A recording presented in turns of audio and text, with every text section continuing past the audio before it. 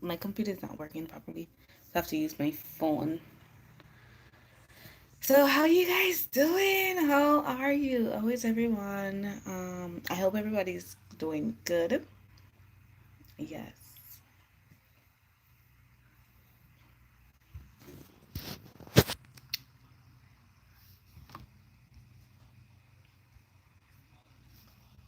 Just waiting for you guys to come on so we can start this session. I have it like a double chin line here going. Hey, hi. Good night. How are you guys doing? Um, so I try to use my computer to start up everything, but the computer is not working. It's not working as how I want it to because I wanted to do some call-ins, but I guess I'm not gonna be able to do it tonight. So maybe tomorrow I'll do it.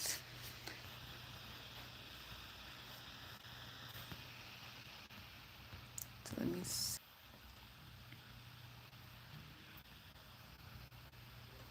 Yeah.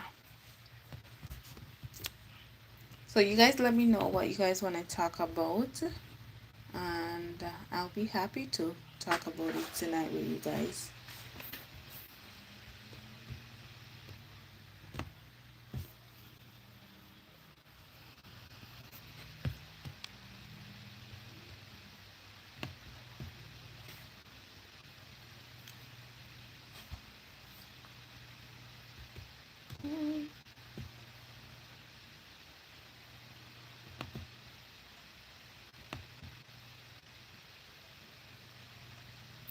I'm still trying to fix this computer right here, but it's not working.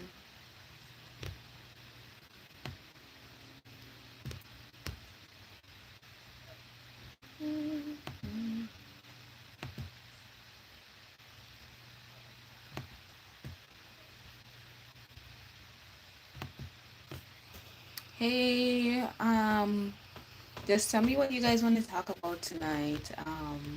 I'll be happy to explain everything to you guys. I was trying to use my computer to start it up, but it was not working. Is there an easier way to download your notes from Archer? No, you just have to click on the notes and then just save them to your phone or save it to your laptop, and then you can print them out.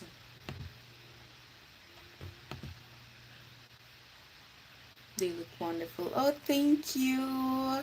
Thank you. That was some blood, sweat, and tears in those notes. Those notes took forever to write. You are welcome. You're welcome. So what do you guys want to talk about? Do you want me to go over my schedule? Like my schedule that I did? I can go over that with you. Hold on, let me see. I could go over that with you, and then I could go over important lab values to know if you want. Just let me know exactly what you guys want to go over tonight, and I'll do so. You should try selling them on Etsy. Ah, I'm trying to keep them so I could pass it down to my brother. So I don't know if I could sell them. I don't know.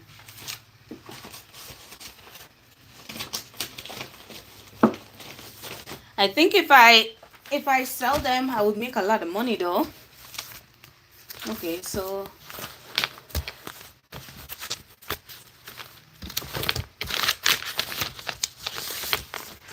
this is my schedule, my calendar.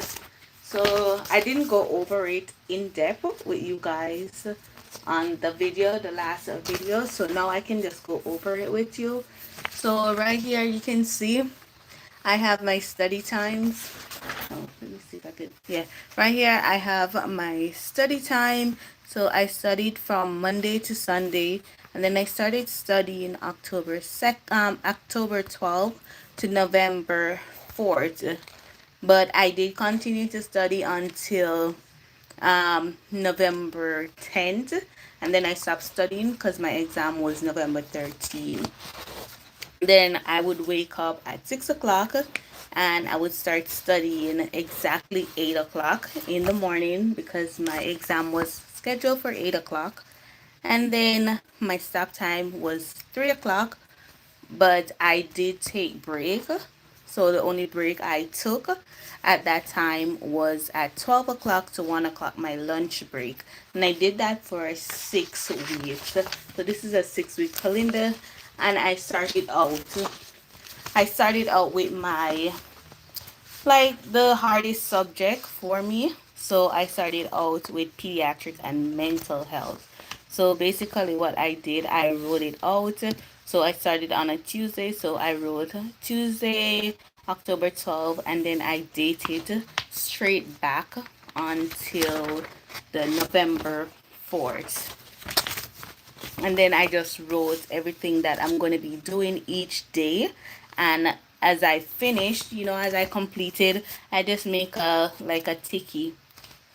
So right here you can see I did 1 hour's worth of Archer lecture, and I did pharmacology that day. Then I reviewed my Pete's notes that I have, and then I did 50 questions from Archer, plus I did remediation, and then I did diet and nutrition in the afternoon. After I did that, I went ahead and I did 40 questions on UWorld, and I also did the remediation. On Wednesday, it basically I did the same thing, and as you can see, the ones that does not have a tick beside of it, I didn't get to do those. So the only ones I did was the U World, and I did 80 question child health, and then I did the review. I reviewed my notes, and then I listened to the lecture on Archer, and that's how I did everything. And I just go ahead and I just make tick marks to organize. When you come here, I started doing maternity. I did maternity, and I did the Archer questions, and I did in like safety and infection control. So that's what I did for everything until I completed all the lectures, all the Q bank. And when I was finished, I tried to what I did. I didn't finish U World Q Bank. I finished Archer Q Bank because I believe that was more helpful. U World was very long and wordy, so I tried to finish Archer Q Bank because it was helping me more. So that's what I did. And you can see right here. So the third week it had, so every week, as you can see, every week the work start getting less and less. Hi Jessica, can you post a picture of the schedule on Facebook? Yes, I can. I will do that for you. So I'll try to do a clean one. I'll try to send a clean one. Maybe I'll put it in the PDF in the group, in the Facebook group. But yeah, on the third week, as you can see, on Monday, I got to do the Marquet lecture. Then I did URL. I started with mental health. And you can see in mental health, I was doing 100 questions every day for mental health because it had 658 questions, and I only completed 52% of the bank. My end score was 56% on the UWorld, so I was way above the not like the standard, the mean I was above everyone else because I believe the score for everyone else, it was in the 40s. I believe it was 48 or something like that. Yeah. So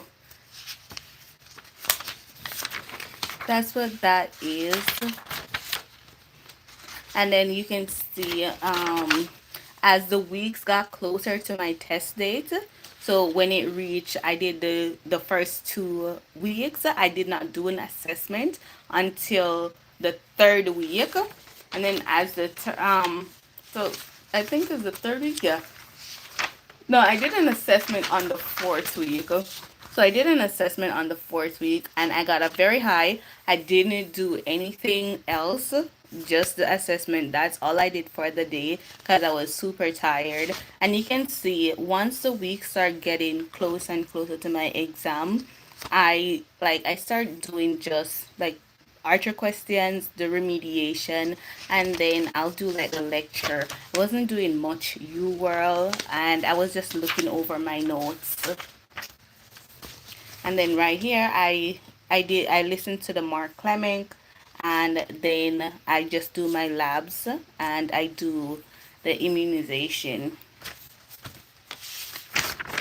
And then, as I told you guys before, I put my test date and then I just wrote a little affirmation saying, you can do this. It's never about speed, it's about endurance. Take your time, answer each question like it's your last. And believe me, that helped. I said that a couple times before I started doing my exam. Let me see if you. Yeah, greatly appreciated. You're welcome, Jessica. Yeah. So what do you guys want to go over tonight? I don't know. I put a post so we can go over infection control. I don't know. We can go over, but I have so much notes right here. We can go over whatever you guys want. Let me see right here. So this is the pediatric notes that I have. Let's see if maybe.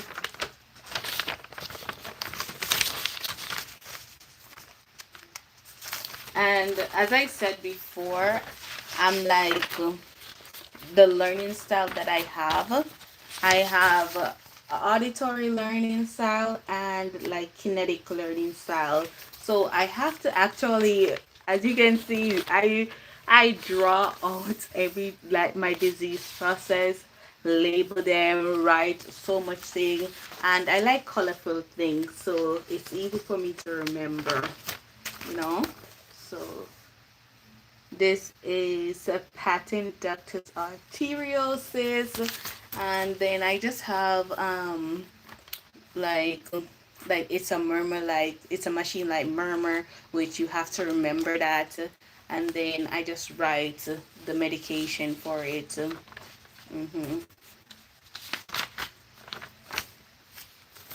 So you know which one opens, keep it open, which one keep it closed. So if you want to keep it open, you want to use the alprostadil, and then if you want to like close it, you want to use indomethacin. So yeah, and then I have like the Cliflick and palette, and then I start doing like system by system right here. So let me know how I am still trying to download notes, not upload.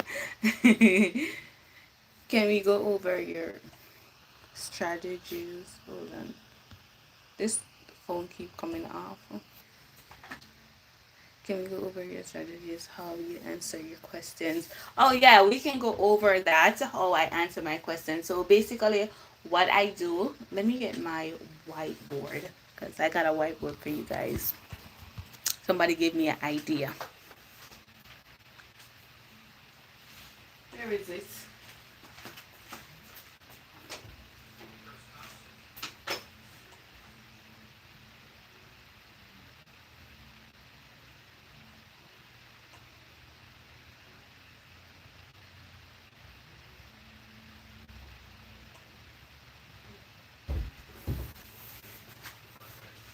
Okay guys, I'm trying to look for my whiteboard so I can show you guys exactly what I'm talking about.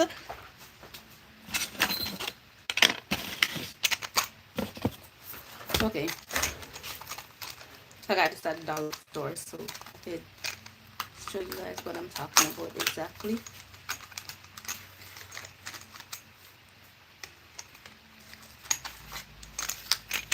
Okay. All right. So you're gonna have your question, right? So say this is your question right here. Or maybe I should just write a good question. I'm gonna just write a question and show you how I did it. How I do. Alright. I'm just gonna illustrate to you.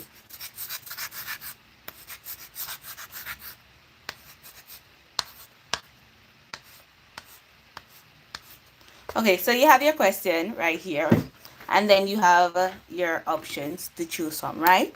So you're gonna read your questions. You're gonna read the question 2 times. After you finish reading your question, you're gonna go down, look at your answer. You're not gonna choose any answers.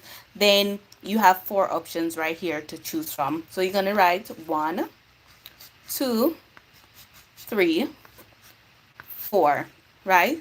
After you finish doing that, you're gonna go back. After you finish writing down all 4, you're gonna go back and you're going to look at the answers, and then you're going to cross out the answers that definitely are incorrect. So say 1 and 4 is incorrect, right? So you're gonna go back right here where you have your 1, 2, 3, 4.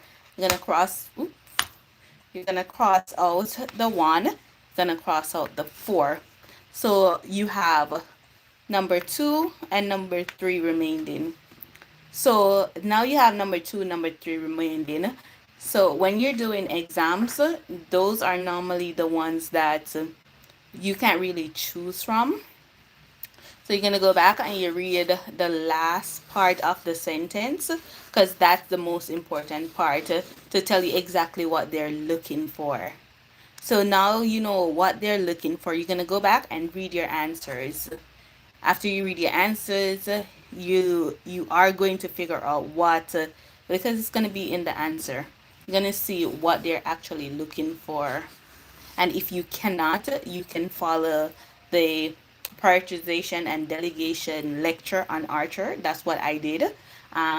So first you look at who is stable, who is unstable. Is the question asking you who is the most stable person, like asking you who they can discharge first, or are they asking you who should the nurse see first, which is the most unstable person? So based on that, you're going to go and look back at your 2 choices that are remaining, and then you're gonna say, okay, so 2 is the most unstable, so I'm gonna look at that person first. So 2 is the answer. So that's exactly what I did, and I did that throughout the test.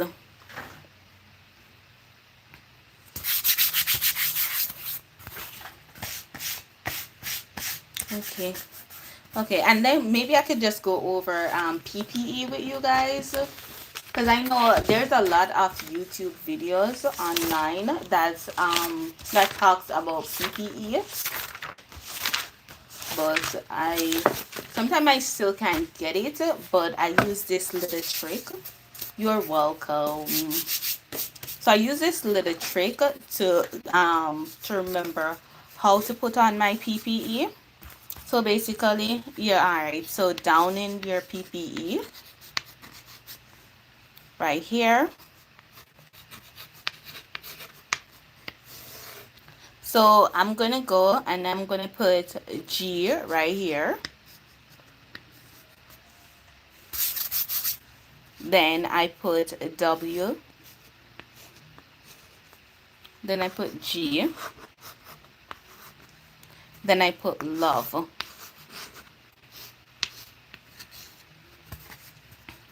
So with the GW, it's gown, because gown have a G and a W.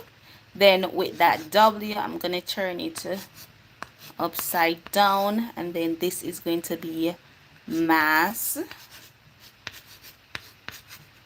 And then with the G right here, it's going to be goggles. And then the love, it's going to be the last G, which is G, and then love, which is gloves. So that's how you put your PPE on. I need to get something to wipe this off. Sorry, guys. I just. So that's how you put your PPE on. So now I'm gonna show you how to remove it.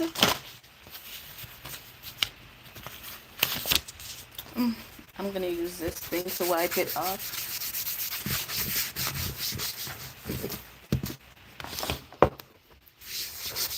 So now I'm gonna show you how to remove the PPE off. So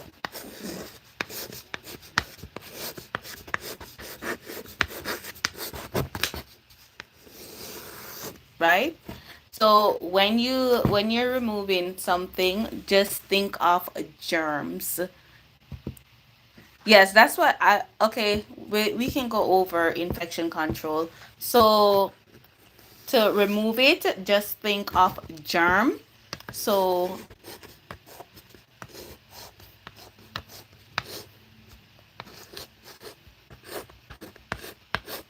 right here, and then you are going to put fill in the what each letter stand for. So this is eyewear, this is robe, this is a mask,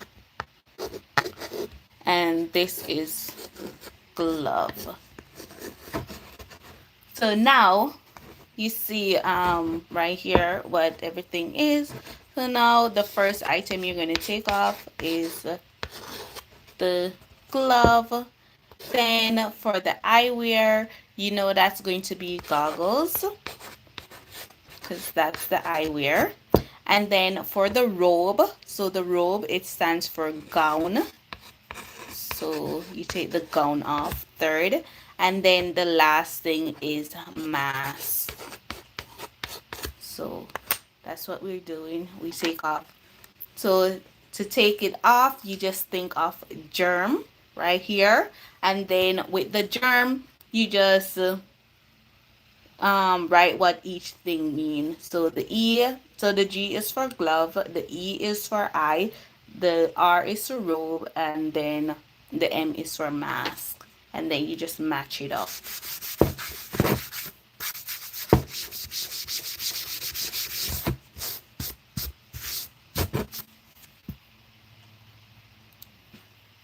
Okay, so who can tell me what is the last thing you put on while you're putting on your PPE?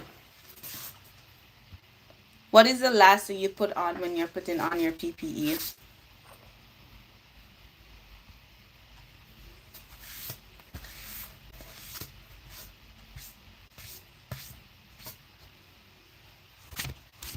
Still waiting. I'm still waiting.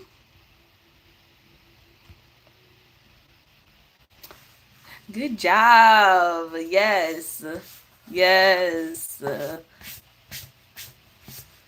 Yes. So gloves is the last thing you put on when you're putting on your PPE. What is the second thing you put on when you're putting on your PPE? So what is the second thing you're putting on when you're putting on your PPE?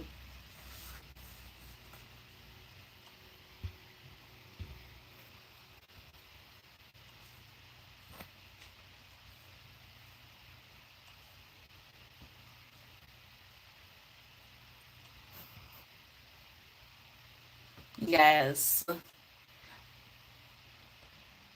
Not the gloves, not the gloves. The second thing. Yes. Yes, that's the second thing you put on when you put it on the PPE. Okay, so what is the second thing you take off when you're taking off your PPE?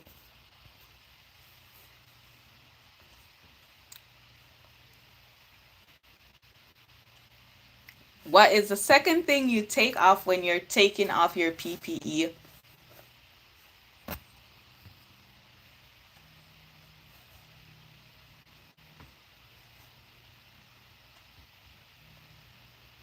Yes, you guys are getting it. Yes, yes, yes. What is the last thing you take off when you're taking off your PPE?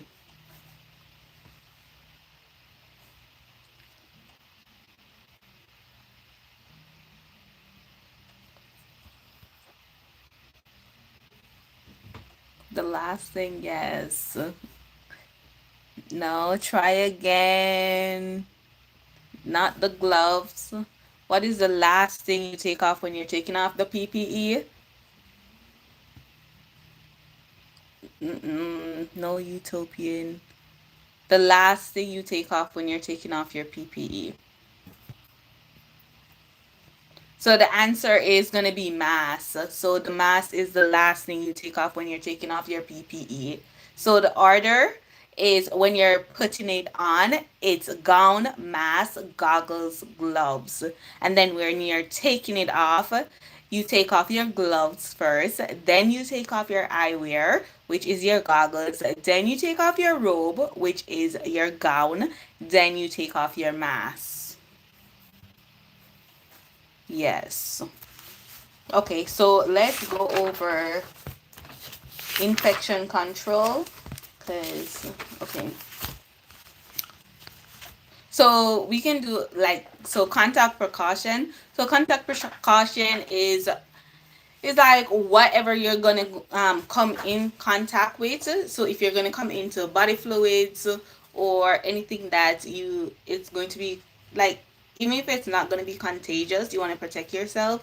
So that's basically contact precaution. So some contact precaution is anything that is going to be skin to skin. So some contact precaution is like MRSA, rotavirus, conjunctivitis, like hair lice, scabies, and RSV. So RSV is like the major contact.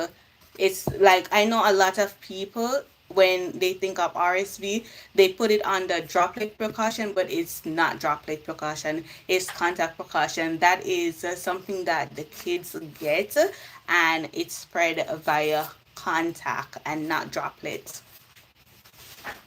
And so the PPE for the PPE for contact precaution, it's going to be only gown and gloves. So those are the only two things you need for your PPE. The only gown and gloves. That's the only thing you need for contact precaution. And I'm going to quiz you when I'm finished, so you guys better pay attention. And then for contact enteric precaution, that is C. diff. And then with C. diff, you want to wear the gown and the gloves. Plus, you want to do hand washing because with those bacterias, they are not killed by hand sanitizer. You have to wash your hand with soap and warm water. You have to wash your hands. And then now let's go into droplet. So droplet precaution is like when you like anything that you can sneeze or anything that comes out of the orifices, you can get it. So when somebody sneeze, like pertussis, mumps, influenza, adenovirus, rubella, um, epiglottitis, stuff like that is droplet precaution. And then the things that you wear for droplet precaution, the PPE that is needed, you want to have on your mask, your eyewear, or your goggles, and that's the only thing you need. You don't need any gown, and you don't need any gowns because it's droplet precaution. So basically, when you are like precautions, like for the precautions, basically what you're doing is you're protecting whatever is going to be,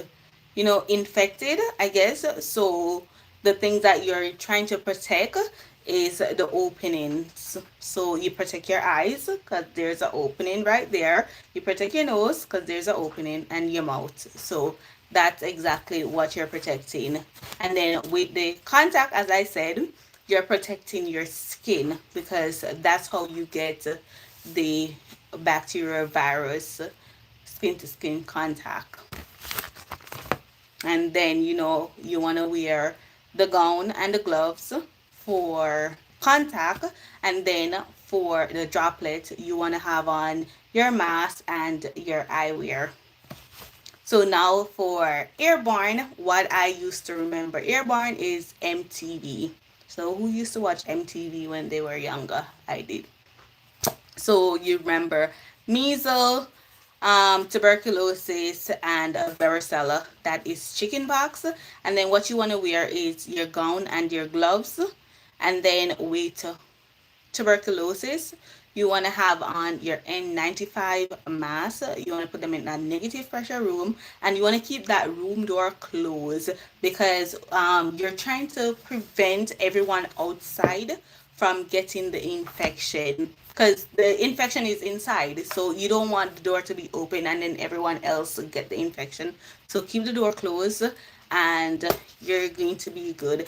And if the patient is supposed to come out the room, like go for a procedure, you want to make sure that the person have on a surgical mask. So who can tell me what are the PPE that you wear for contact precautions? Oh, you can't hear me?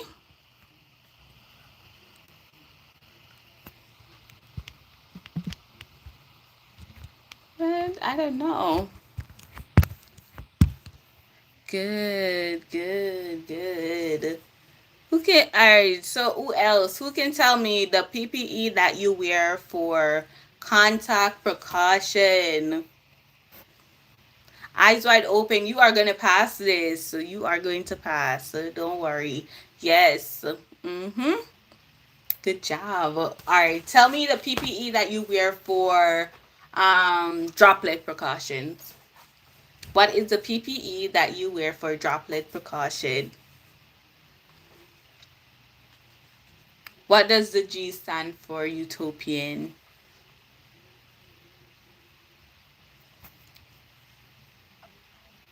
For droplet precautions, mask. Yes, mask and goggles. Yes. Mm-hmm. Okay, what is the PPE that you wear for... Okay. All right, I'm going to do... What is the PPE that you wear for C. diff? What do you do when you have C. diff? When you have a patient that have C. diff?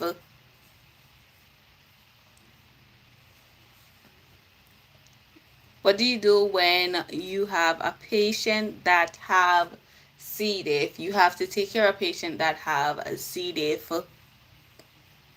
Yes, it's contact. What is the number one? What is the most important thing that you have to do?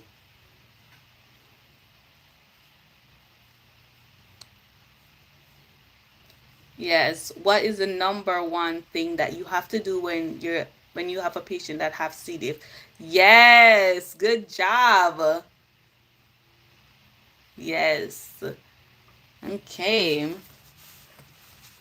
If you have a patient that have measles, what precaution are they on? Yes. Yes. Yes. Yes. Okay. Okay. I see you guys. You guys are paying attention. You guys are paying attention. All right. Okay. What precaution do you put someone that has RSV?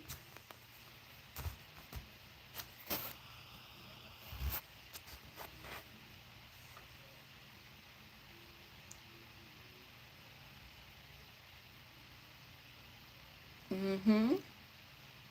Yes. Good job. Yes. Yes.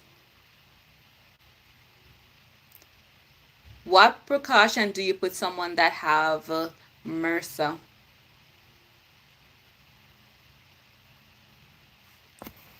If your patient have MRSA, what precaution do they go on? Yes. Yes. Okay. Okay. All right. Okay.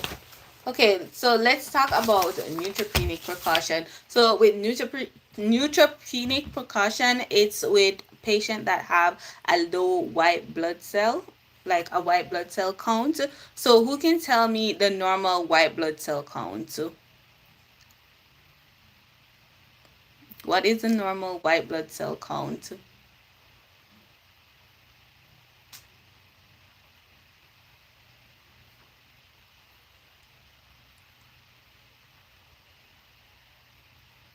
Eyes wide open is just right on it like that. Come on. Yes. Yes. It is. Okay. So the normal white blood cell count is 10,000, 5,000 to 10,000. And if you have,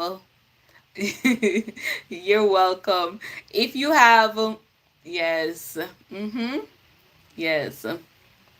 If you have above the range, that means you have an infection, and if you have below the range, that means you're immunocompromised. And they normally put you on the neutropenic precaution because your body is weak and fragile, and they don't want you to catch an infection. So with those people or those patients, they put them in a private room because they don't want too much. They're immunocompromised, so they don't want a lot of people around them for them to get infected. And then with that, they avoid fresh fruits. If they are going to get fresh fruits, the nurse ensure that it's washed properly before the patient eat it, and then they they don't have standing water. So if the water is there for more than 15 to 30 minutes, they have to throw out that water. They don't have the water sitting around with that patient because bacteria harbors when there's water sitting around. Also, you want to um avoid ill people. As I said, they're immunocompromised, so they're easy to get sick. And then you don't want to give them, yes, you don't want to give them any flowers, no flowers, nothing like that. So what are the things that those need to avoid? Okay, I did say that already. So no fresh water, no standing water, no fresh fruits, no fresh flowers. They should avoid ill people, like people that are sick, and you don't want to give them any live vaccination. So, who can tell me what are the names of some of the live vaccinations?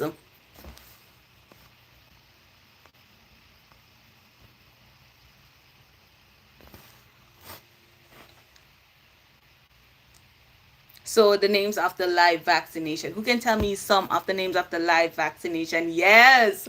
Eye open, eye wide open. Yes. There is three more. So who can tell me the names of the live vaccinations that immunocompromised patients are supposed to stay away from?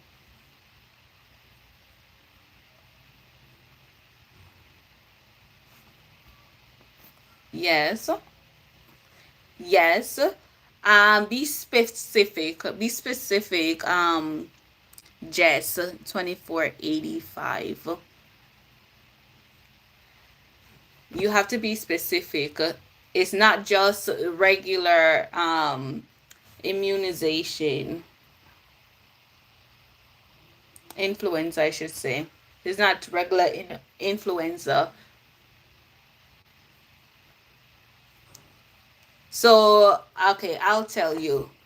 So they're supposed to stay away from MMRs, varicella, which is chickenpox, rotavirus, and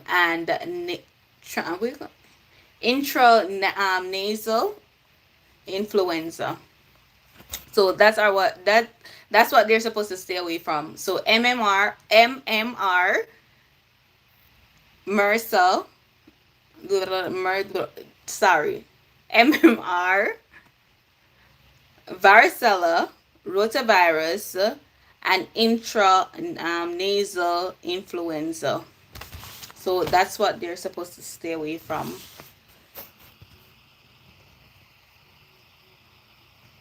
Yes, but it have to be the intranasal influenza.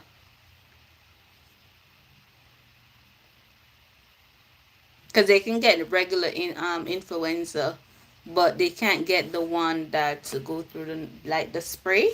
They can't get that one.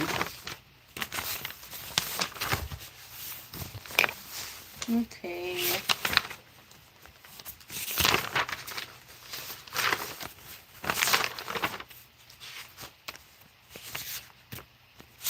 All right. So pertussis, which contact precaution should that one go in?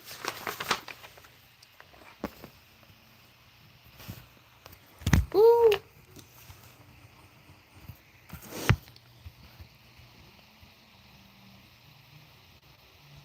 Doing good. You must keep this. Yeah. Okay.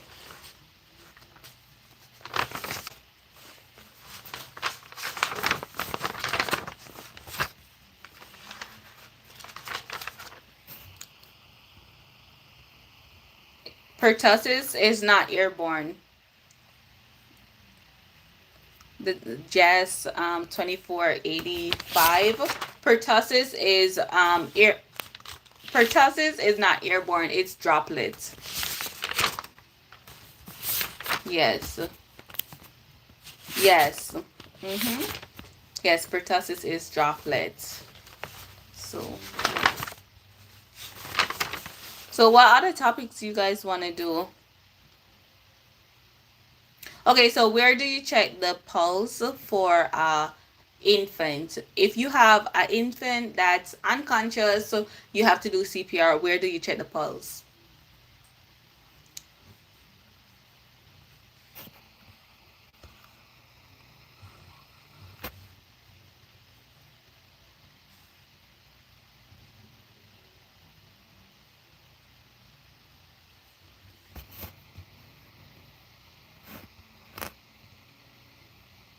No, I'm sorry.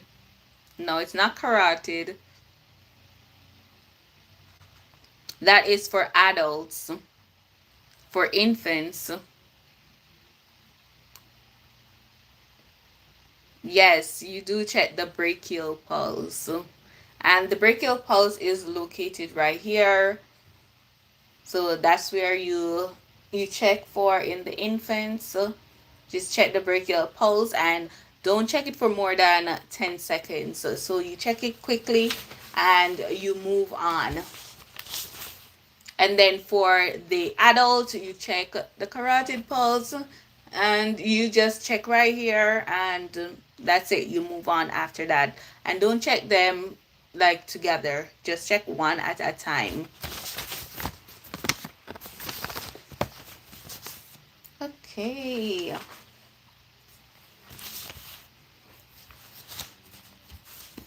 And then to try to wake up the patient. So in CPR, the first thing you're supposed to do is you shake them. Yes, yes. So in CPR, the first thing you do, you wake them up. So Annie, are you okay? Are you okay?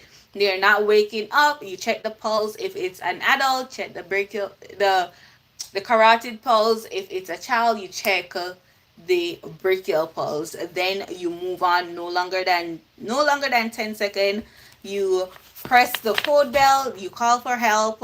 Then you begin chest compression. So begin chest compression. For the adults, it's 30 compressions to 2 breaths. For the children, it's 30 compressions to 2 breaths if there is only one person there. But if it's 2, you do 15 compressions to 2 breaths if there is 2 person available to do the compressions.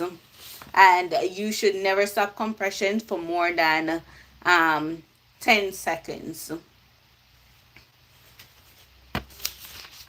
And then for the infant, for the infant, the compression is supposed to be like a 1/4 inch. So you press right here with the heel of your hand, and then you just push down a 1/4 inch. In yes.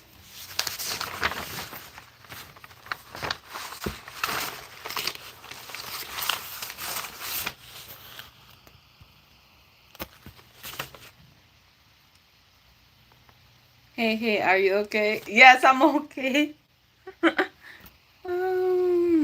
Yeah. So that's what you say when there's an unconscious patient. Try to wake them up, shake their chest. Hey, hey, are you like shake their shoulder? Hey, hey, are you okay? Are you okay? They're not responding. You move on to checking their pulse. You don't check their pulse for more than 10 seconds after you do that, and you feel a pulse or you don't feel a pulse. You try to do the compressions, and then for the adults, the compression is 30 compressions to 2 breaths. For the children, if there is one rescuer, 30 compression to 2 breaths. If there is two rescuer, you do 15 compression to 2 breaths, and never stop compression for more than 10 seconds.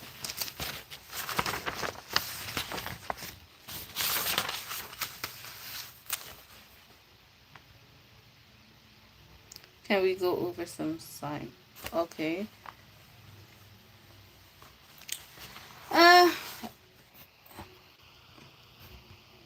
okay, we can do that. So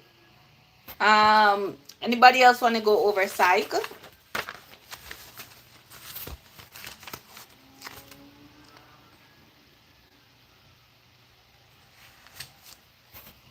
Is everyone okay?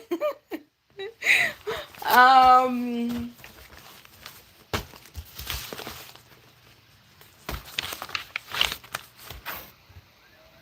so you guys want to go over psych? Clara said yes. So we can go over some psych. Let me see if I get my psych notes. I have so much information on psych. Um Let me get them. Hold on. I have a lot of cards too. Like for each. These are what I used to do when I was in nursing school. So every class had their own little notes that I wrote. So yeah.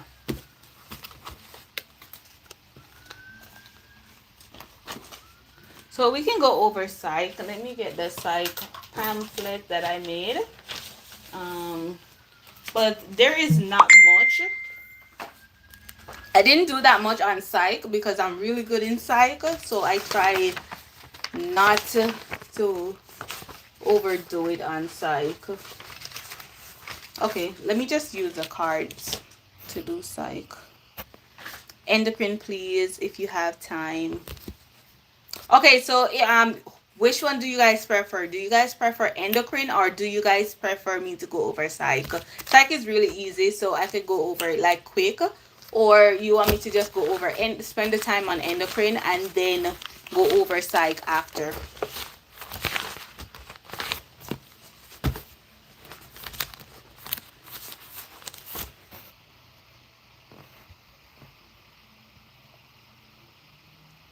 Can we go over skills and procedure?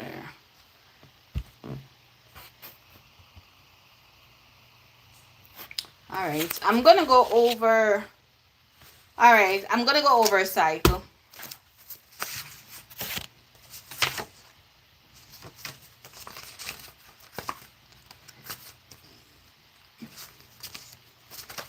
Okay, so I'm gonna do schizophrenia first.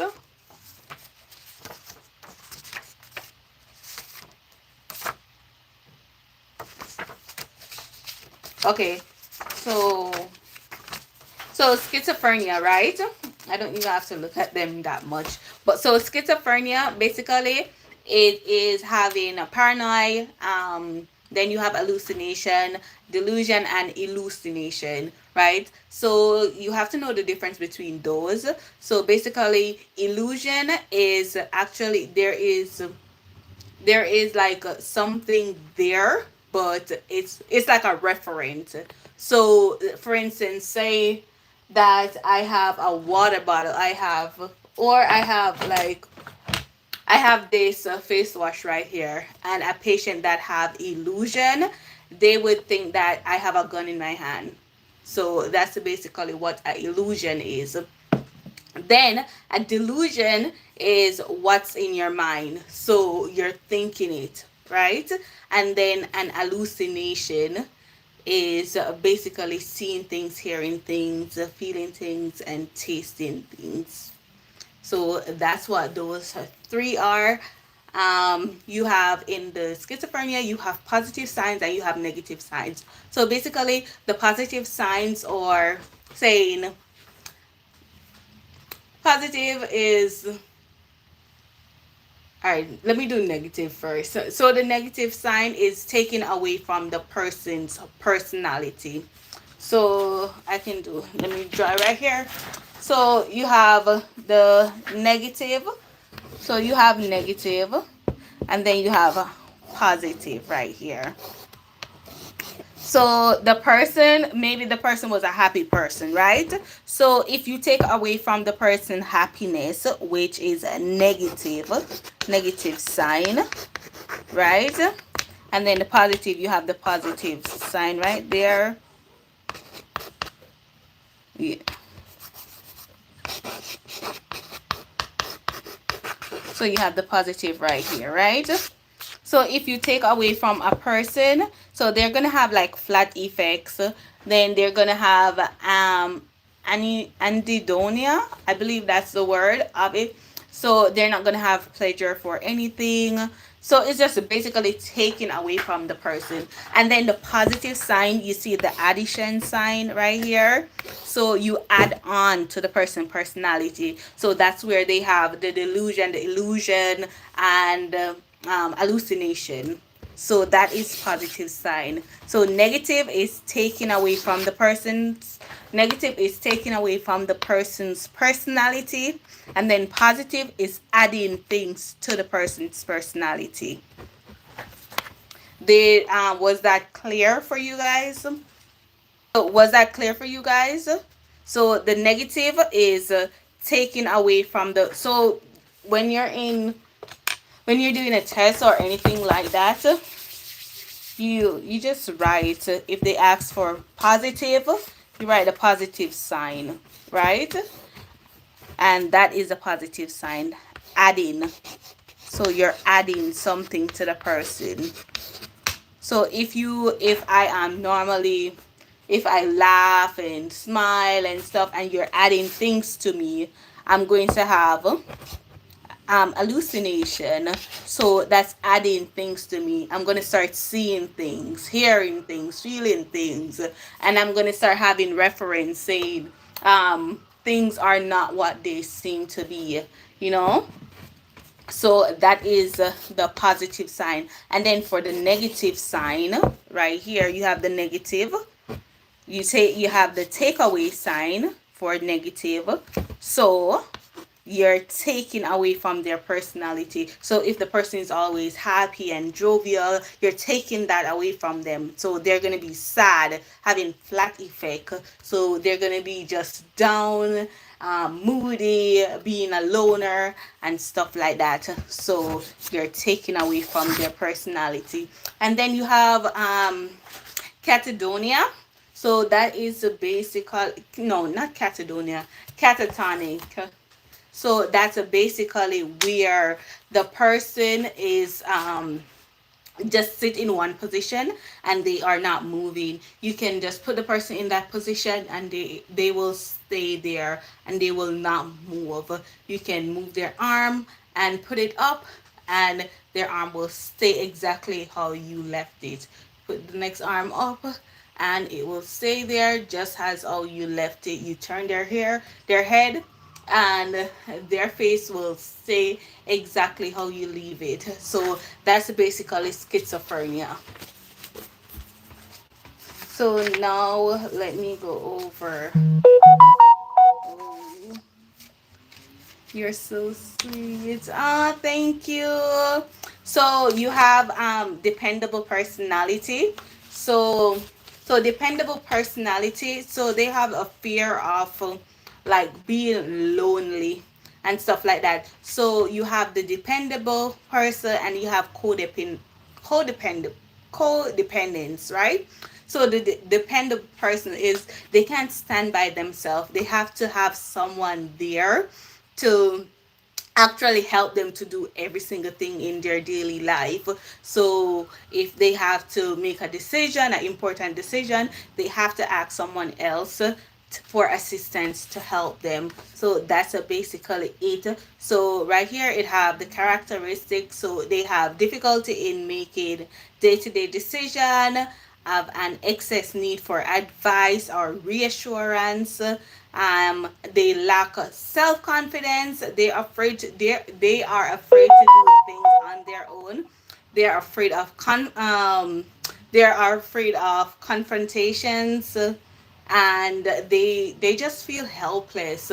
They don't know how to make decision for themselves. They're always like so scared of trying to make decision for themselves, in terms of if I do this, I'm gonna make that person feel sad, so I'm not gonna do this and not gonna do that. They just don't like to stand up for themselves, because they always have the feeling that if they do something good, it's gonna make somebody feel bad, or if they do something bad, it's gonna make somebody feel some type of way. They're just like a people pleaser. So that's what that is. Okay. So for PTSD, right here I have PTSD. So for PTSD, it's basically it's like a reoccurring, like having flashbacks, and like if you go to like a traumatic event in your life, you'll start having flashbacks and like nightmare dreams, and you start just living that experience over and over in your head. So that's what PTSD is. Basically, that's what it is. So right here I have re-experiencing the traumatic events via flashback, nightmare, and feeling of distress. So that's exactly what that is. All right. So major depression. So major depression is frequently demonstrated in loss of appetite, weight loss, and insomnia. And they have, I'm sorry, someone keeps calling me. So they have like the typical sign, the atypical signs of insomnia is increased weight gain and increased appetite. But major depression is like the next level. Guys, remember to click the like button. Oh, thank you. Yeah, you guys remember to click the like button. So basically, what major depression is, it's basically, it's just it's just being depressed, but it's more severe than our normal depression, because like anxiety or depression, it's more than that. They have to go on the medications and stuff like that. Yeah. Okay, so bipolar. Okay, I can explain bipolar good too.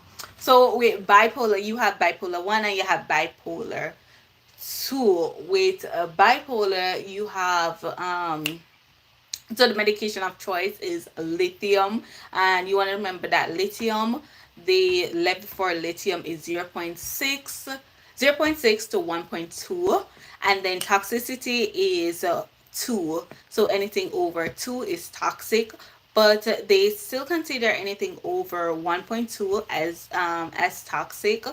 But for the Nclex purposes, is anything over 2 is toxic for lithium. And then bipolar, they are functional psychotic persons, like so they're functionally psychotic people. So basically they can do things on their own, they can make their own decision, and they can function in everyday life. And you have three type of psychotic people. So you have functional psychotic, you have delirium psychotic, and you have dementia psychotic. So basically the functional psychotic or the schizophrenia and bipolar, so those are the those are the functional psychotic. And then with the dementia psychotic, you have anyone that is senile. So you have like Alzheimer's and you have dementia.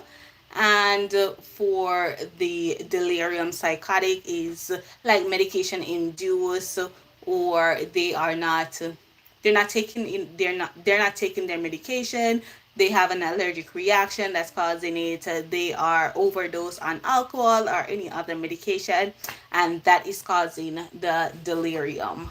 And those people, you just for the functional, you want to acknowledge their feelings, and then after you acknowledge their feelings, you want to acknowledge your feelings, and then you want to like not confront them, but you want to tell them like what they're doing is not right.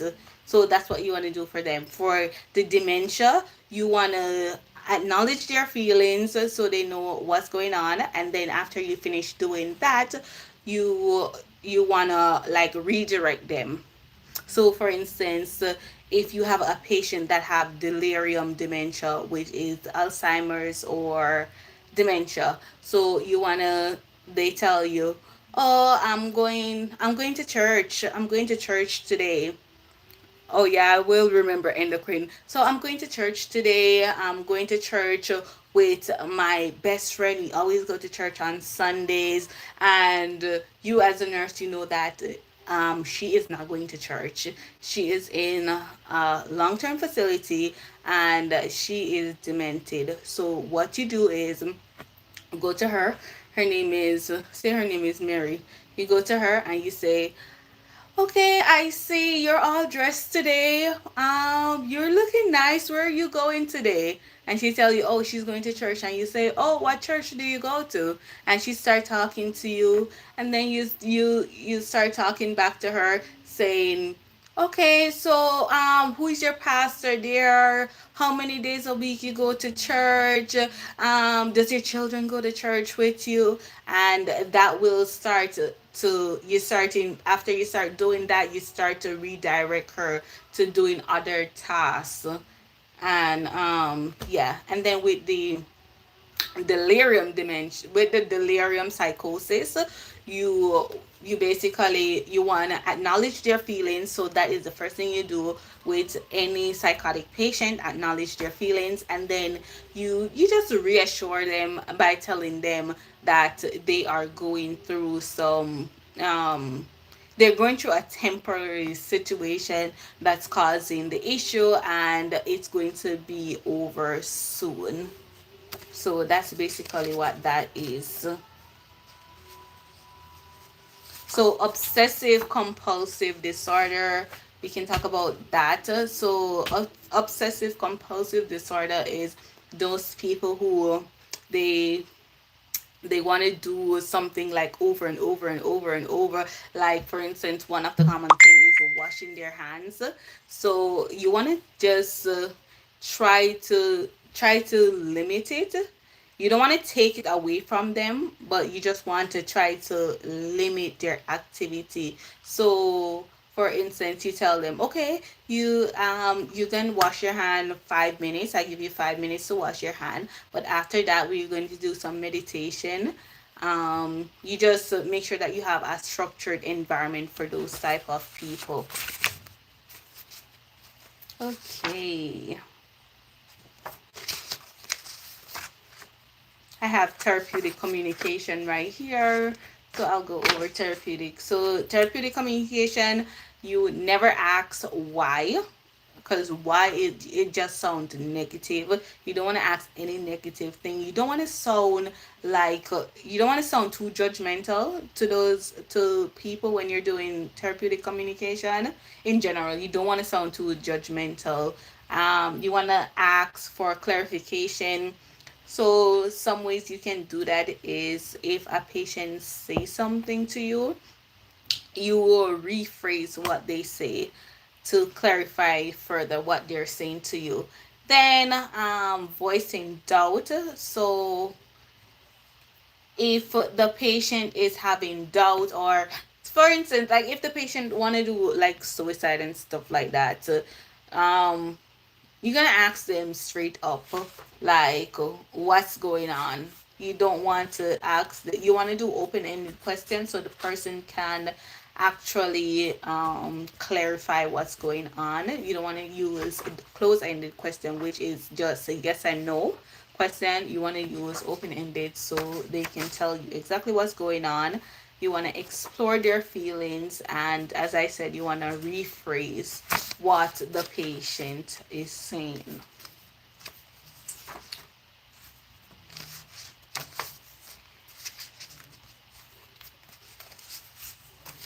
Okay.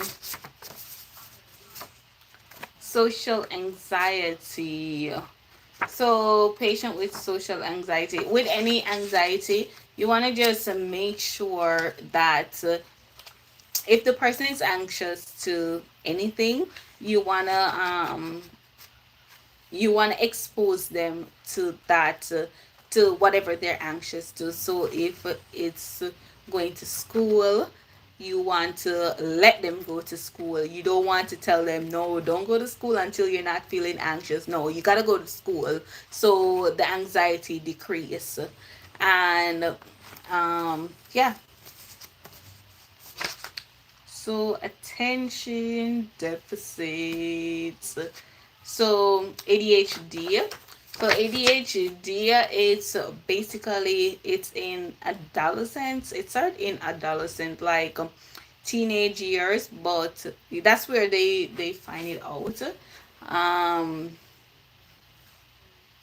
what else? Then those people, they have, like, they can't stay still for nothing. They're all over the place. They can't think unless they're on their medication. They can't think. And you can, like, most people that have ADHD, they perform very poorly in school, and they're very slow.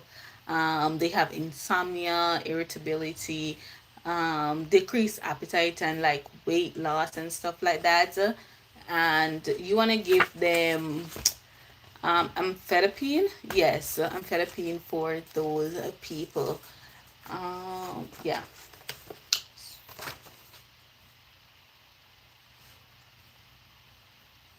Oh, I just told them. So for the MOIs AIDS thing, I always get that wrong. Monoamino oxidase inhibitors. So those are the medication. You don't want to mix it with anything, and then you want to tell the patient to avoid theramine food. So those food that are like banana. So you want to remember bar. So you have a banana, then you have avocado and guacamole. So you know guacamole is, you have avocado in guacamole. So that's what make guacamole. Then raisins, so any dry fruits. You want to avoid cheese, and stuff like that, and meat. So organ meat, you want to avoid anything that have a theramine. Tyramine.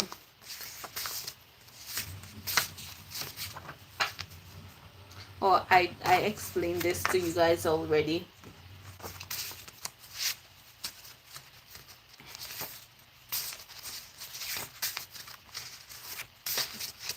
So antisocial personality. So we can do this. So social personality, they often disagree with, like, disregard rules, and they are very irresponsible. They blame others for everything. So they can do something really bad and they won't put the blame on themselves. They'll start blaming everybody else is at fault. So those are the antisocial personality. Everyone is at fault. And children with, I forgot the, yeah, there's a, like, I don't remember the name, but like children with a certain disorder, when they get older, they are prone to have antisocial personality disorder. All right, delirium tremors. So delirium tremors. I don't know if you guys are enjoying this. Are you guys enjoying this? Because it's just like reading from these cards. well, not reading from the card, I'm just basically telling you out of my head. Oh, you are? Okay. All right. So delirium tremors. So delirium tremors, it normally proceed with alcohol withdrawal. So if the person is in alcohol withdrawal, 72 hours after alcohol withdrawal, most of the time they'll have delirium tremors. And delirium tremors, the patient is unstable. The patient is they have tremors, high fever, like fever above 105, and they normally put them in restraint because those patients are very unstable. They are out of like they normally put them on Bacharach too, those patients. So some of the silent symptoms you have agitation, fever, tachycardia, hypertension, and diaphoresis, which is sweating.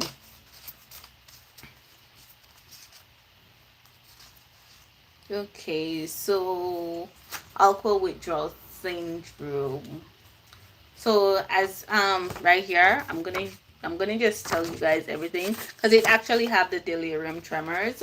So you have alcohol withdrawal syndrome. So you prevent you the medication. Oh, who can tell me the medication that is used for alcohol withdrawal syndrome? What medication do they use in alcohol withdrawal syndrome?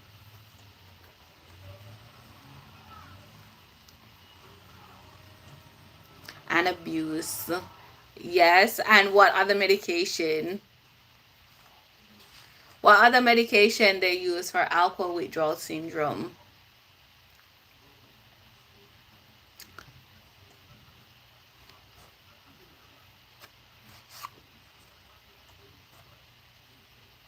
B1? That's not like Mark K.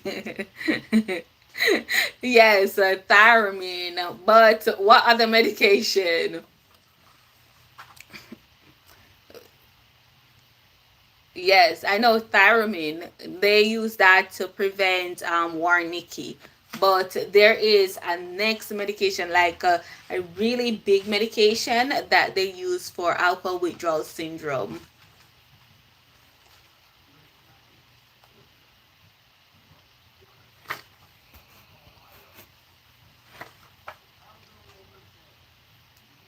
I'll give you guys a couple seconds to answer that, and don't Google it.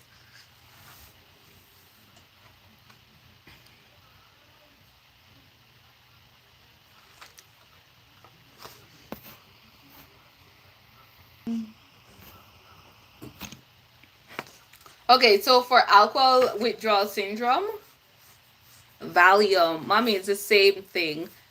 No, the alcohol withdrawal syndrome, they use Librium. They use that too, but what I'm looking for is benzodiazepine. So they use a benzo. So anything that ends with PAM, they use that for alcohol withdrawal syndrome. And that question is, I see it all over the place. The medication that they use for alcohol withdrawal syndrome, it's on, I saw it on UWorld and I saw it on Archer.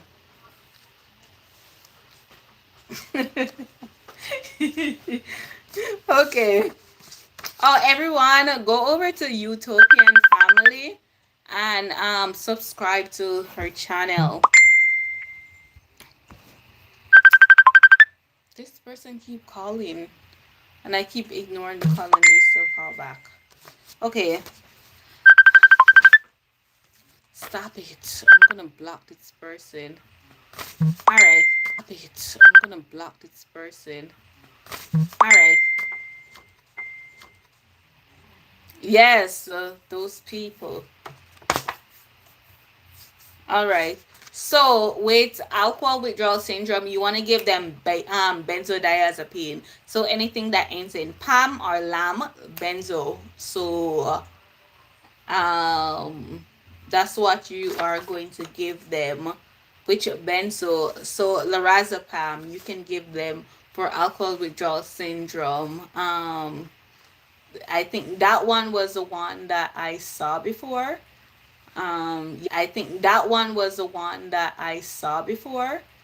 Yeah, but right here you can see it have it, and this, I think this note, like these cards are when I was doing past point. So yeah, so past point is like Elsevier. Yeah. And I actually saw a question on this on UWorld and on Archer too. Both of them have a question: which medication you give to alcohol withdrawal syndrome. So you give lorazepam. And then for the manifestation, so for mild alcohol withdrawal syndrome, you have, it's between, the onset is 6 to 24 hours, so that's mild. And then they have anxiety, insomnia, tremors, diaphoresis, palpitation, GI upset, and they have but they have intact orientation, so they are aware of what's going on around them. We can go over pharmacology and medication calculation. Okay, we can do that. um then we have, after that, the mild withdrawal. They have that is from 6 to 24 hours, and then from 12 to 48 hours they start having seizures. And then those ones are the generalized, the tonic clonic seizures. That's what they have with alcohol syndrome in 12 to 48 hours. And then after that, so in that same time period, they have alcoholic hallucination, where they start having a lot of visual hallucination, and but their vital signs are stable.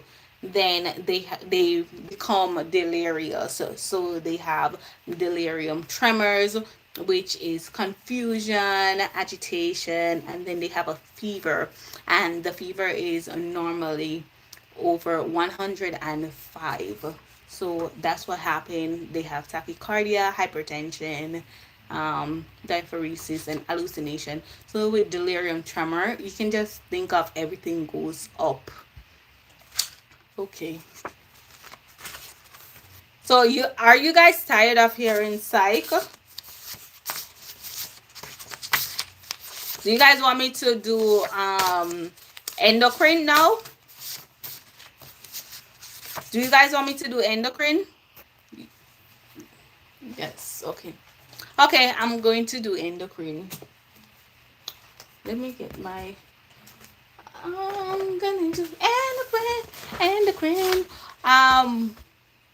Hi, just join. Hi, welcome. Make sure you give this video a thumbs up, and also make sure we appreciate it, but we can have fun. Okay. All right, we can do endocrine. Let me see. What endocrine disorder do you want to go over first? Because that's one of my specialty. I love endocrine.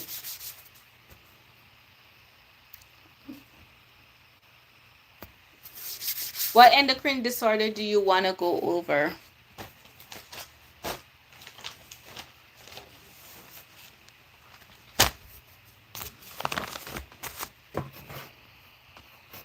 Christian and Addison. Okay. All right. So I'm gonna do it on the whiteboard so you guys can. So which I'm gonna do. Okay. So it's. So basically, it's an imbalance with steroids. So with Cushing's, I'm gonna put C for Cushing, and then with added, oh, let's go see. So I'm gonna put the C for Cushing and then the A for Addison. So with Cushing, you have increased steroid.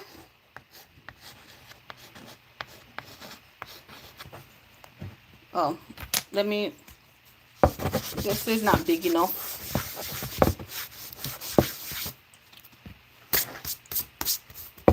Okay, so Cushing's disease and you have Addison's over here. Okay. So with Cushing's, you have increased steroid.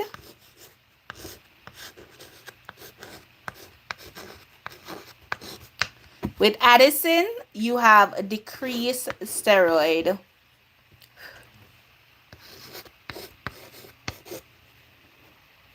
Or should I do comparisons with them or should I do them separately so you guys can see it better? Oh, it turns it sideways. Okay, I'll do that.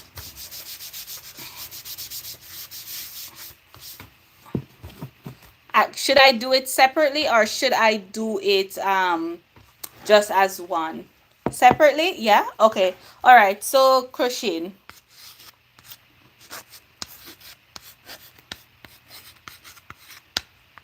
Right here.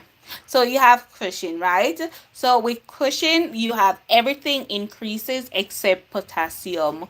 So when you have Cushing, just write everything. So everything increase. Oh, let me just write it. So with Cushing, you have everything increase. So everything increase except potassium.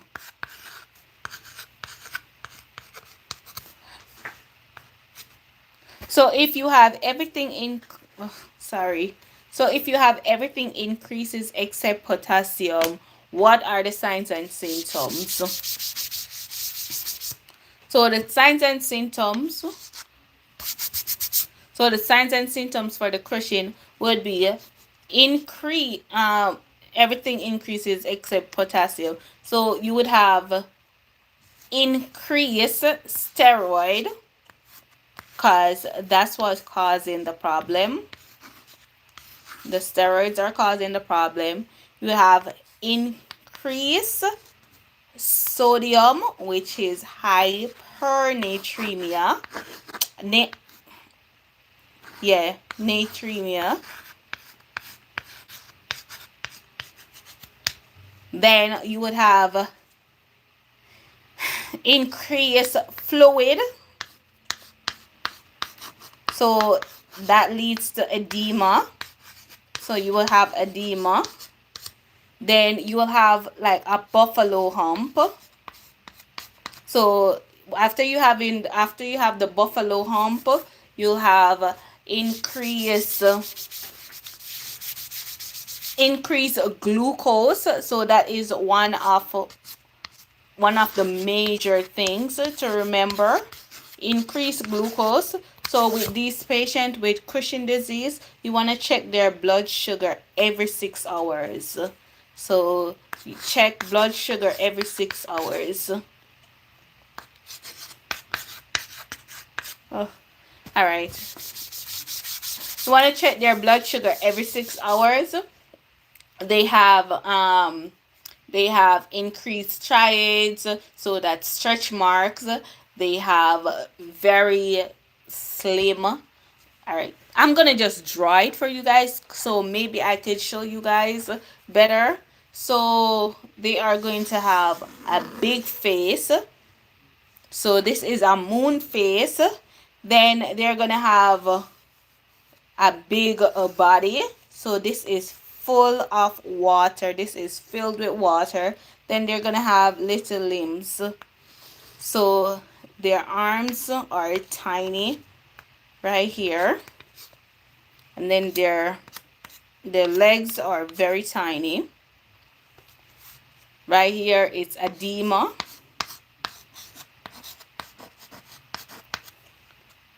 Right here is a moon face.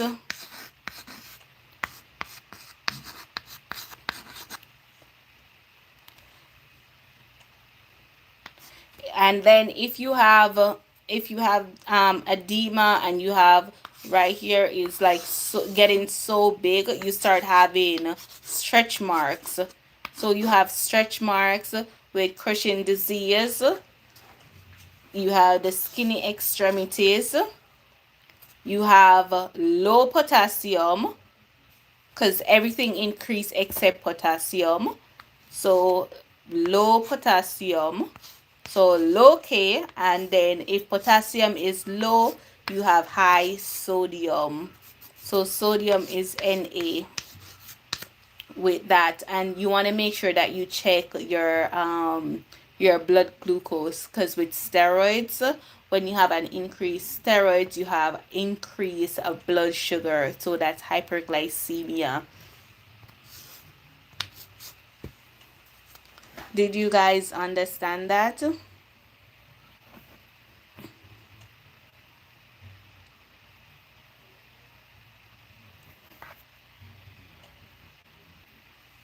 So that's what crushing look like. Just a big body right here with the moon face, and then they have the beard. So a lot of beard. Um yeah. So that is what crushing look like. So you just think, if you have a question with Cushing disease, think everything increase except potassium. So you have so everything increased except potassium. So you have hyperglycemia, truncal obesity, moon phase, hyponatremia, um, stuff like that. So just think everything increased except potassium with Cushing disease. With Addison, oh, and then for the what is the medication for Cushing? So for the medication for Cushing, it doesn't really have a medication because they have too much of the too much steroids. So you want to take away the steroids. So most times they give them like they do surgeries, like, so they remove the tumors or whatever that's causing increased steroids. So that's what they do, they take away stuff from them with the Cushing disease. So there is the specific there's no medication for it, but there is surgery with Cushing disease. And then with Addison's, so with Addison, so with Addison, they don't have anything. So everything, so with, no, that's for thyroidectomy. That's for thyroid. That's for hyperthyroidism. I'll go over that shortly. So with Addison's right here,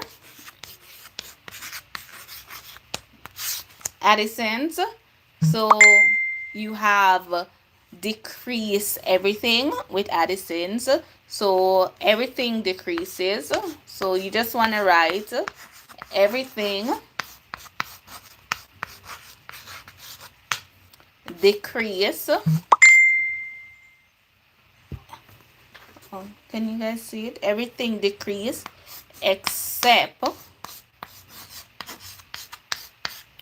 potassium.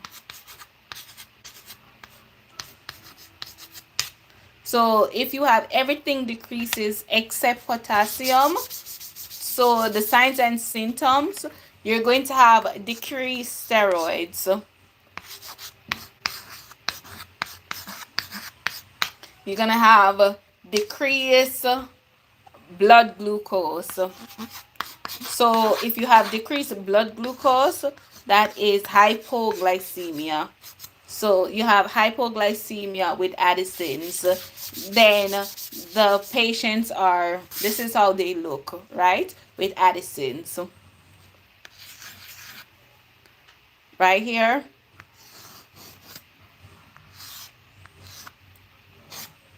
So that is Addison, a stick man.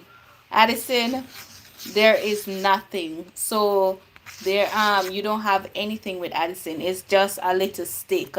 He does a decrease steroid, decrease blood glucose.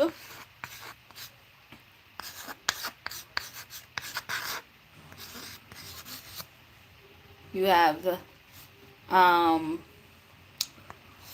increase um, increase potassium,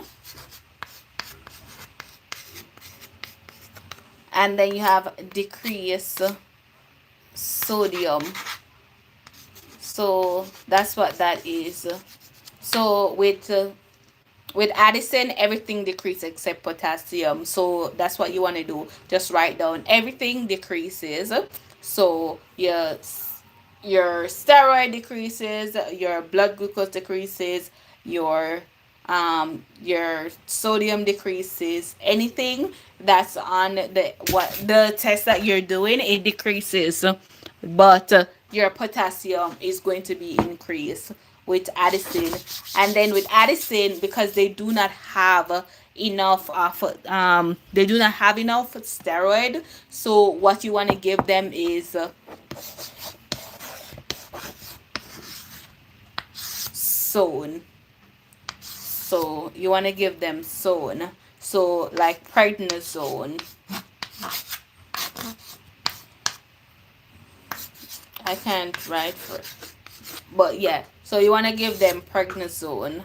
So that is what you give them. Anything that ends in zone, that is steroid. So that's what you want to do. You want to give them steroid with Addison's.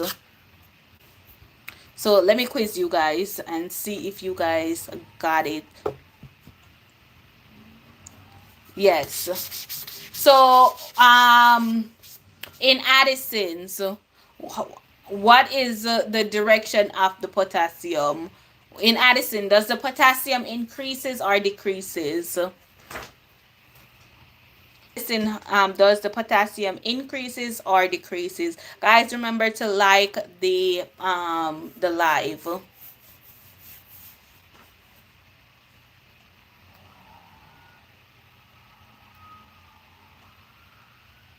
Yes, yes. And with Cushing disease, what does the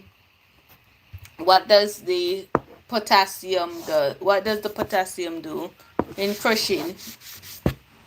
Okay. Name some signs and symptoms of Cushing disease. What are some signs and symptoms of Cushing disease?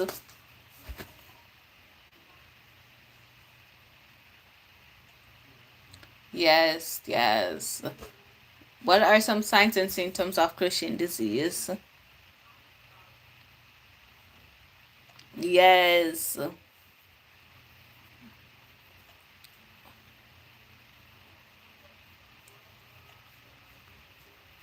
In extremities, yes.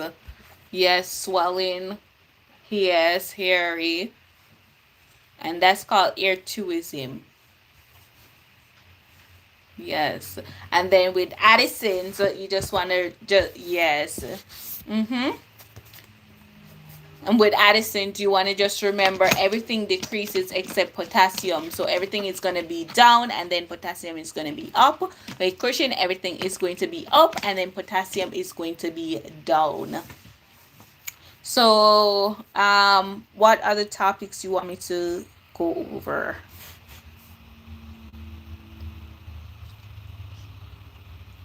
Or maybe I could do the thyroid. Let me do thyroid. So let's do hypothyroidism. So hypothyroid.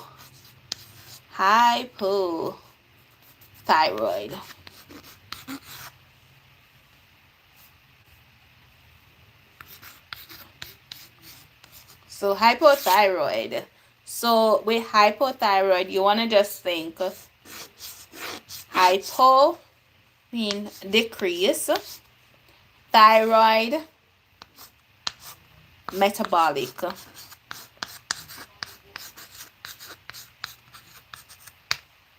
So you have a decreased metabolic in thyroid, hypothyroid. So you have decreased metabolic in hypothyroid. And then you have for the hypothyroid, So if you have decreased metabolic, you have decrease T3, decrease T4, but you're going to have an increase TSH. So that's what you're going to see with them. So the T4 and the T3 and T4 are going to be decreased, and then the TSH is going to be increased. So with that, some of the signs and symptoms of hypothyroid. So some of the signs and symptoms of hypothyroid, you're going to have they're going to be cold intolerant.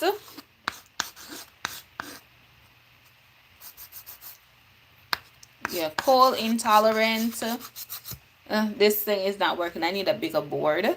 They're going to have weight gain. Yes, they have weight gain. They have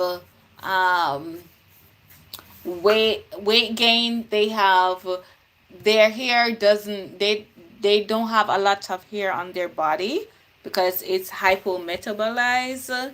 Yes, so they have hair loss. They have depression. They have they don't see their menstruation. Um they have anorexia with hypothyroidism. They have so everything that's you can think of that is under metabolized, so that is hypothyroidism. So just think of a big snowman with hypothyroidism. A big snowman that doesn't like to eat. So that's what you're going to see in hypothyroidism. Yes, insomnia, you're going to have brittle nails, you're going to have constipation. Yes, you're going to have constipation because everything is slowed down. All the stuff in your body is slowed down, so nothing is working properly, nothing is working up to speed. But sometimes you're going to hear like heart murmurs, they're going to have a bradycardia, they're going to have they're gonna sometimes feel dizzy, fainted, tired. They're not going to eat, so anorexia. But they're going to be putting on a lot of weight. Yes, so that is high. So that is hypothyroidism. And then for the medication for hypothyroidism, you wanna remember levothyroxine. So that is the medication for hypothyroidism. Levothyroxine.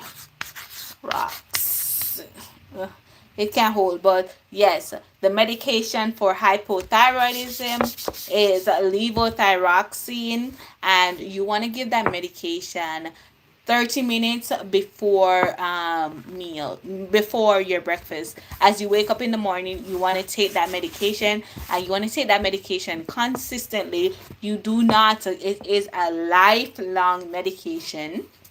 You do not want to stop the medication, so you want to take the medication for the rest of your life. You want to take it on time, and you want to take it before any meals in the morning.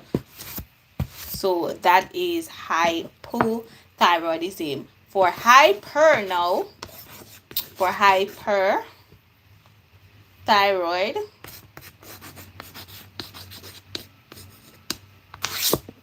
you have increase T3, increase T4, and then you have a decrease TSH. And then who can tell me where empty stomach, full glass of water? Yes, you want to have it on an empty stomach with a full glass of water. You don't want to have anything to eat before taking that medication. You want to the first thing in the morning as you get up, you want to take that medication right away. Yes.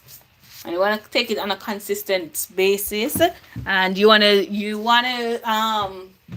You want to just continue taking it. You can't come off the medication, because one of the side effects of that medication is my eczema, which is puffiness in your face.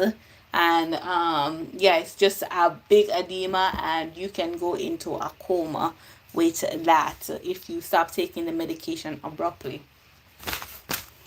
So that's what that is. And then, as I said, with the hyper, it is increased metabolic. So increased metabolic with hyper. And then you have increase T3, increase T4, and then decrease TSH, which is hyperthyroidism. And then some of the signs and symptoms of hyperthyroidism, it is one of the major symptoms of hyperthyroidism is you know what, I should ask you guys, see if you guys know it. What is the major sign of hypothyroidism? What is like one of the hallmark sign of hyperthyroidism? No, not tachycardia. Tachycardia is a sign of hyperthyroidism, but the hallmark sign of hyperthyroidism. What is the hallmark sign of hyper? Yes, yes, Smiley. Yes, yes. Right? I didn't spell it properly either. So yes, it is the bulging eyes. Those some big red eyes.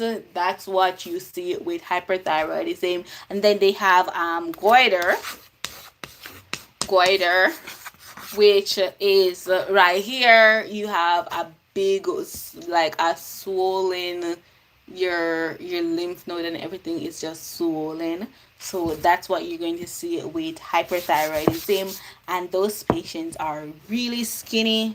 They are like this, and they can eat a cow and they don't gain weight. So that is hyperthyroid. So when you think of hyperthyroid, just think of hypermetabolic. You're running fast. You're like Flash. You know the cartoon character Flash. So that's what you are. That's who you are. You're like Flash. So that is how they are. They're very skinny. They eat a lot. Yeah. So they have, and then a next major hallmark sign for hyperthyroidism is eat intolerance. So that is the major difference between those two. With the hypo, you have cold intolerance, and with the hyper, you have eat intolerance. So yes.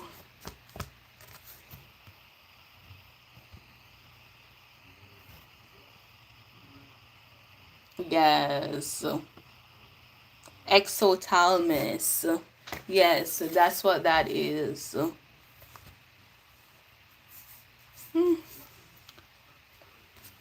Okay. So what I'm gonna say some things, and you tell me which one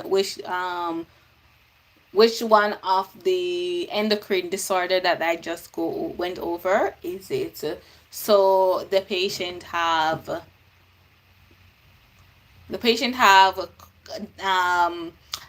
3 no the patient have a 2.6 potassium level. What is it?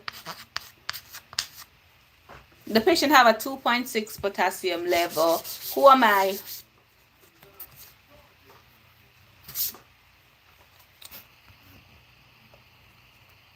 2.6. Yes, Smiley. You got it. You're like right on. Yes, yes, yes. Eyes wide open. Yes, that's what it is. So I have I have a 178 sodium level. What am I? Who am I? Who am I?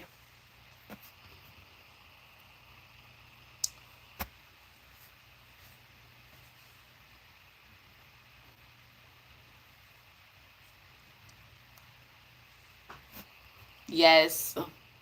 Okay, okay, okay. Let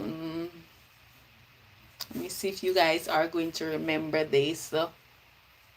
What precaution do you put C. diff on? What precaution do you put C. diff on? What precautions do you put C. diff on? Thank you for the like. You partially get it right. Partially. What precaution do you put C. diff on?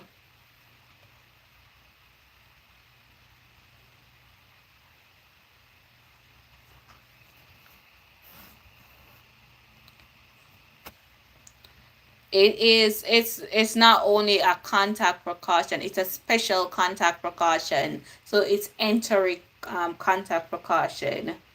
It's not like the normal contact precaution where you can use a hand sanitizer. You have to use soap and water. So it's not just contact, it's special contact precautions.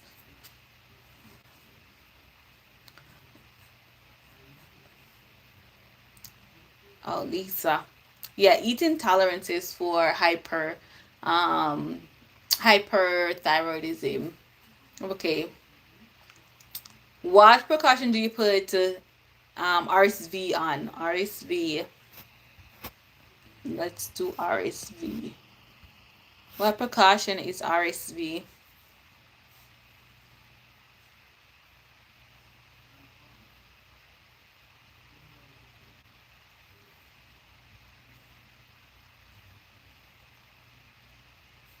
Yes. You're getting all of these right. Eyes wide open. You are ready to go.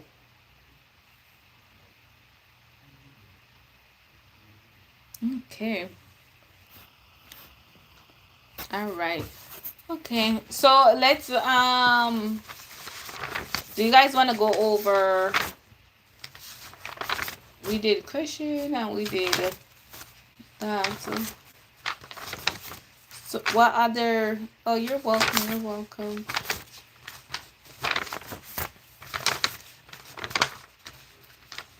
Oh, and the ears, I just saw this. So remember with the ears, oh, you want to do farm? Okay, I'll do farm. I'll do farm. Let me see. Who subscribed to Utopia? Okay, you guys go ahead. You guys can leave this live a little bit, but go over to Utopian family, subscribe, and come right back. Please. Go ahead. Go ahead. Go ahead. GI problem. Who subscribed to Utopian family? Go ahead and go subscribe to Utopian family and come right back. Then we're going to get into some pharmacology. And then after that, we're going to finish it up with some lab values. So what are the normal lab values? What are critical lab values? And what are they good for? Like, what do they indicate? So that's what we're going to do, finishing up this one. We're going to do some farm and then do lab values.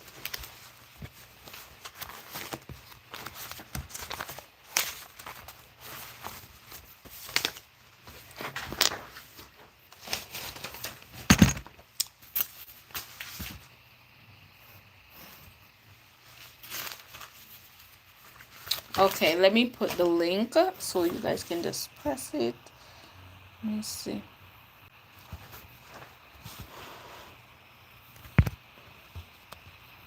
Keep coming off.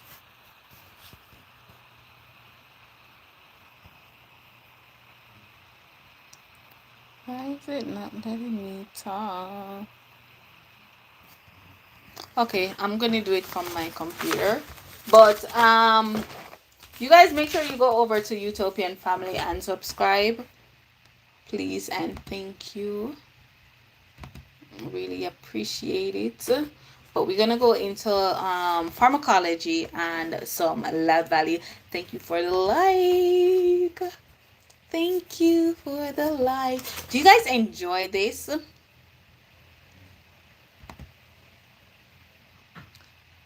How often do you go live? I just started back because I was focusing on my studies. So that's what I was doing. But now I do not have anything to do. I'm going to be going live more frequently. I normally go live doing walk-ins and stuff like that.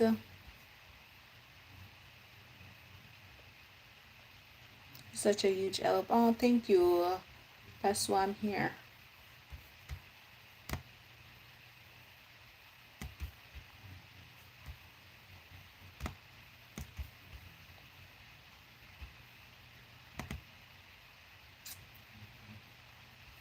Oh, thank you guys for I see that that video is at 1,000 viewers. Thank you guys for that.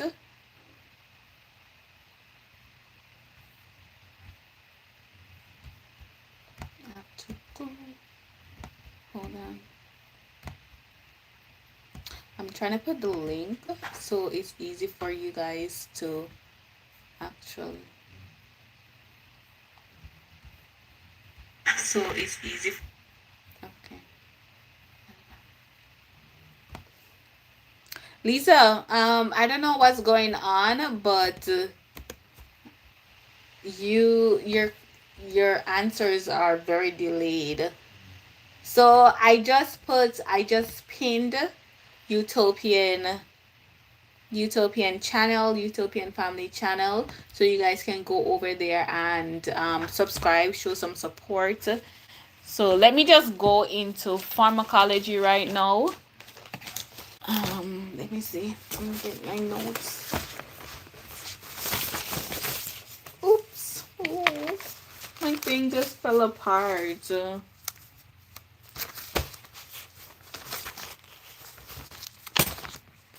I have to staple that back. I think it's in med-surg. So pharmacology. I have a lot of pharm.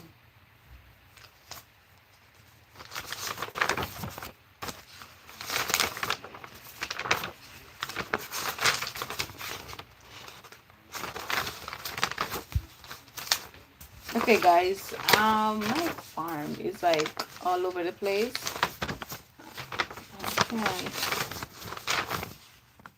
Okay, I'll just do these. So I'll just do just the cardiac farm because I can't really find the rest of my pharmacology.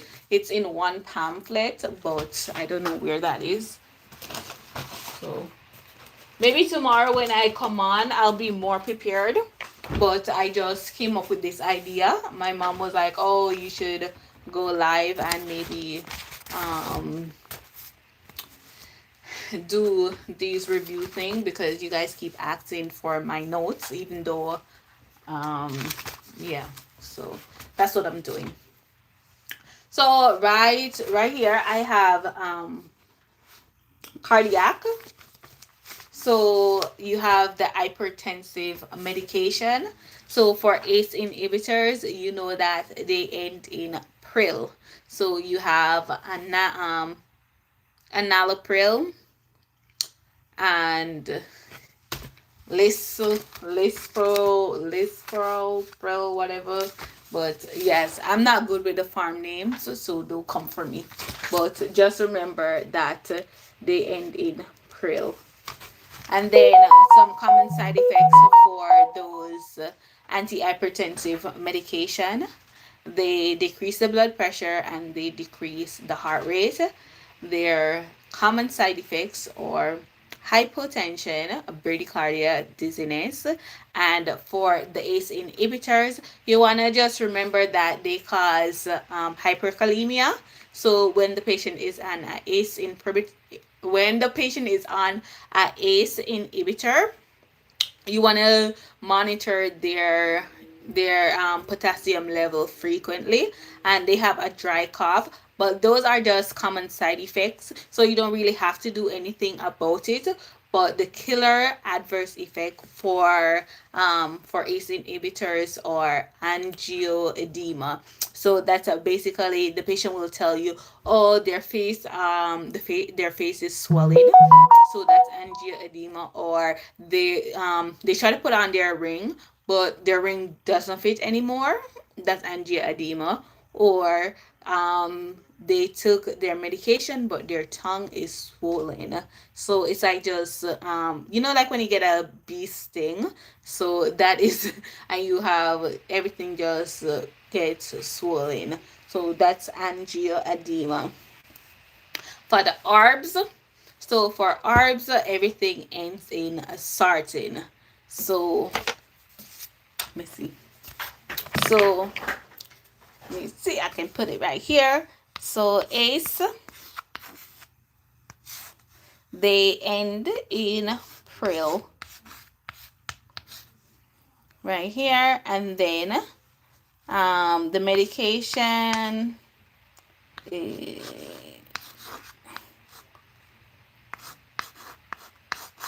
this is not gonna hold, but yeah. And then the common side effect is decreased blood pressure. That's why you give the patient the it's an antihypertensive medication, and decrease heart rate, decrease of blood pressure.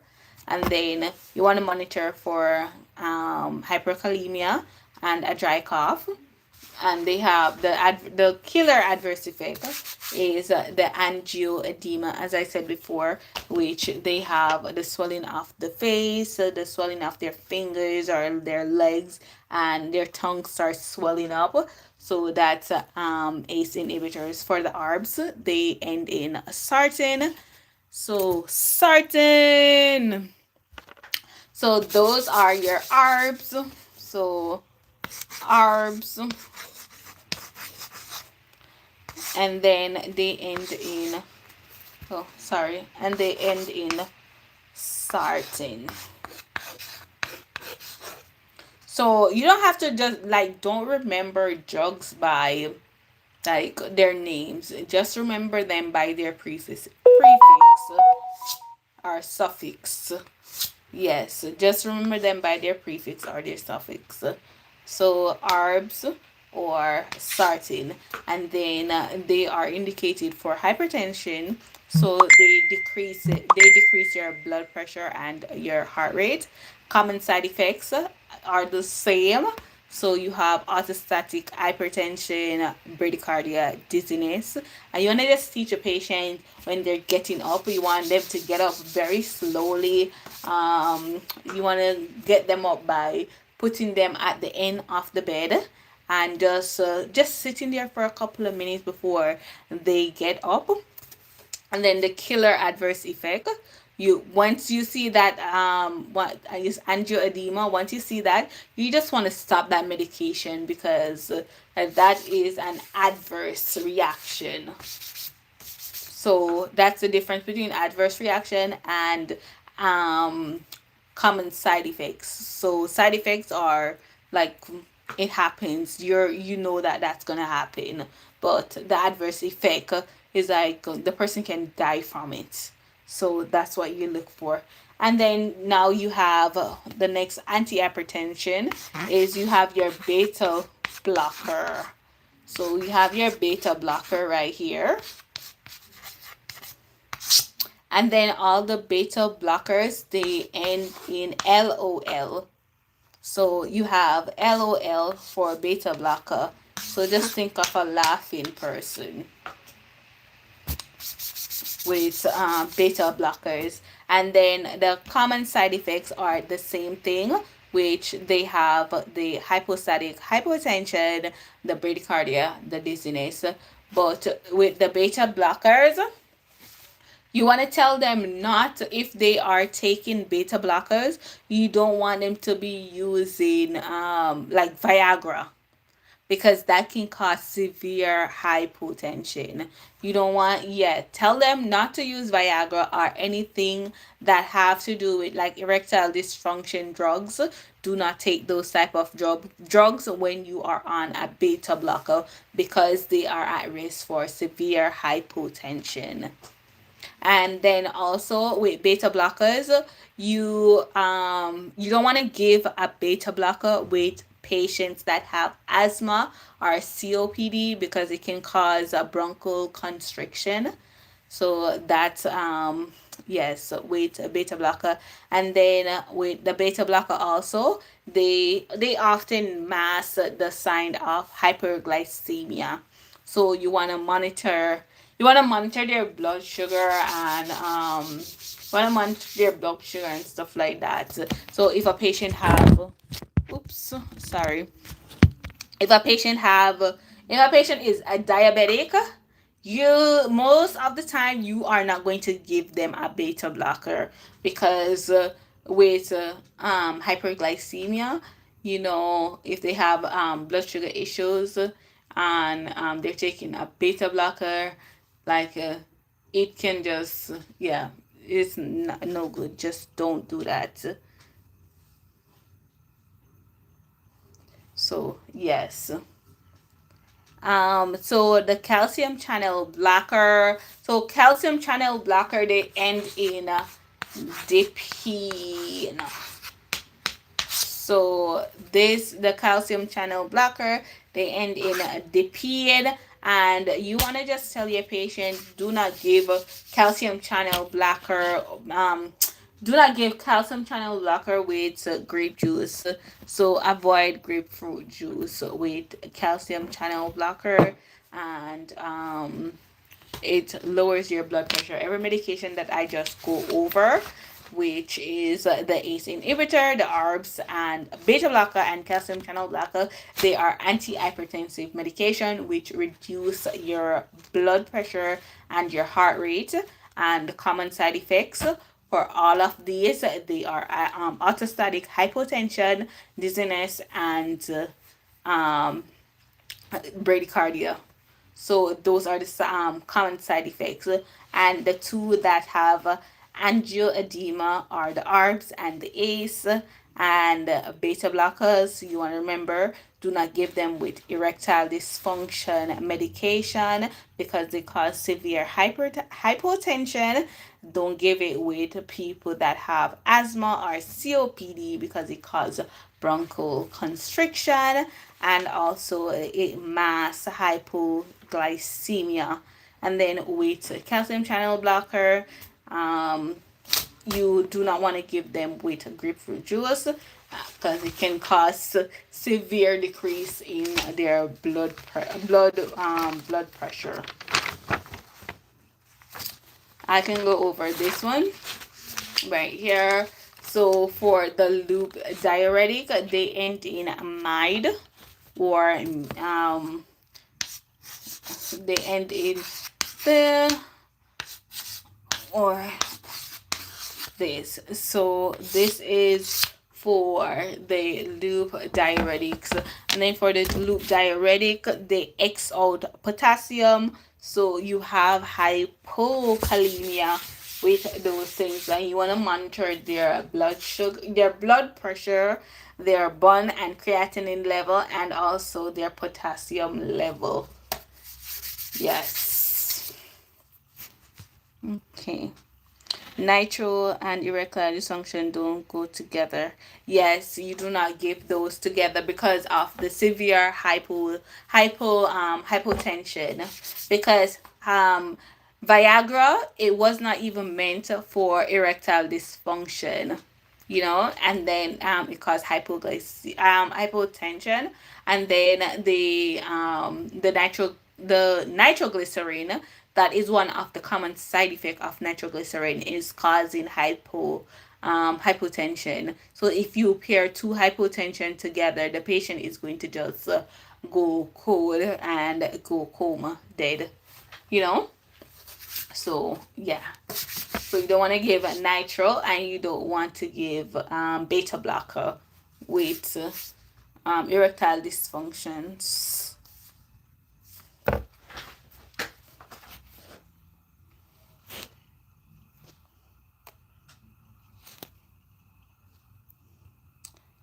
Okay, guys, remember to click that pin and go over to Utopian Family and make sure you guys subscribe.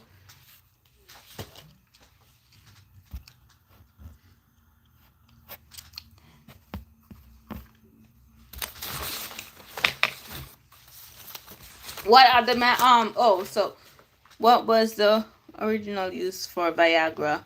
So the Viagra was used to decrease the blood pressure. That was the use for Viagra. But then they saw that because it was a dilator, so people they saw that it could be used for erectile dysfunction as well, but that was not the main that's not what, like, that wasn't the pharmaceutical, like, yeah, that wasn't the pharmaceutical what do you call it, like the main point for using it. Let me see why do I okay, yeah, that's not why they came out with it. They came out with it because it was used to treat the hypertension, to make your blood pressure go down. Yeah. So that's why they don't want to give Viagra and nitro, because nitro, the common side effect of nitro is to like, one of the common side effect of nitro is to decrease the blood pressure, to decrease the workload of the heart. So if you give two things that is decreasing the workload of the heart, it's going to be bad. Because if you give two things that is causing hypotension, the person is just going to go down, you know. Yeah.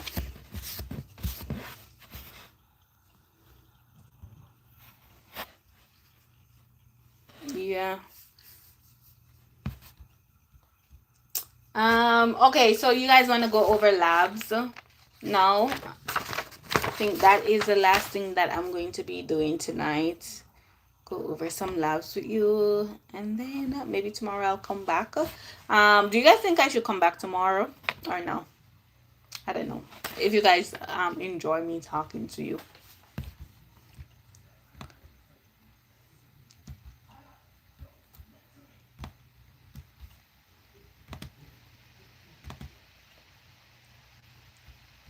Okay, what topics do you guys want me to talk about tomorrow?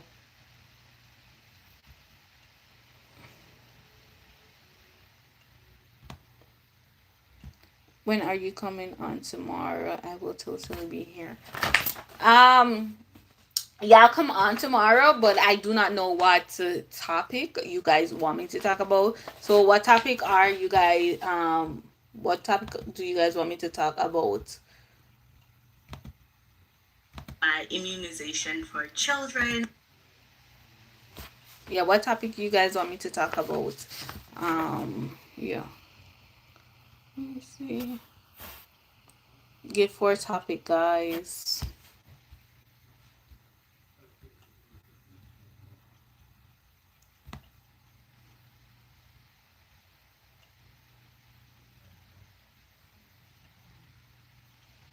GI and shock. So okay, so you want me to talk about the the different types of shock?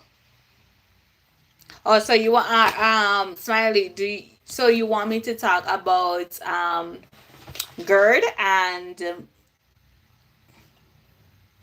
okay. So I'll do that. I have a lot of information on GI, so we can go over those things.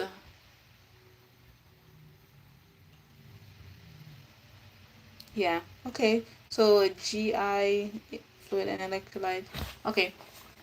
So I'll do that tomorrow.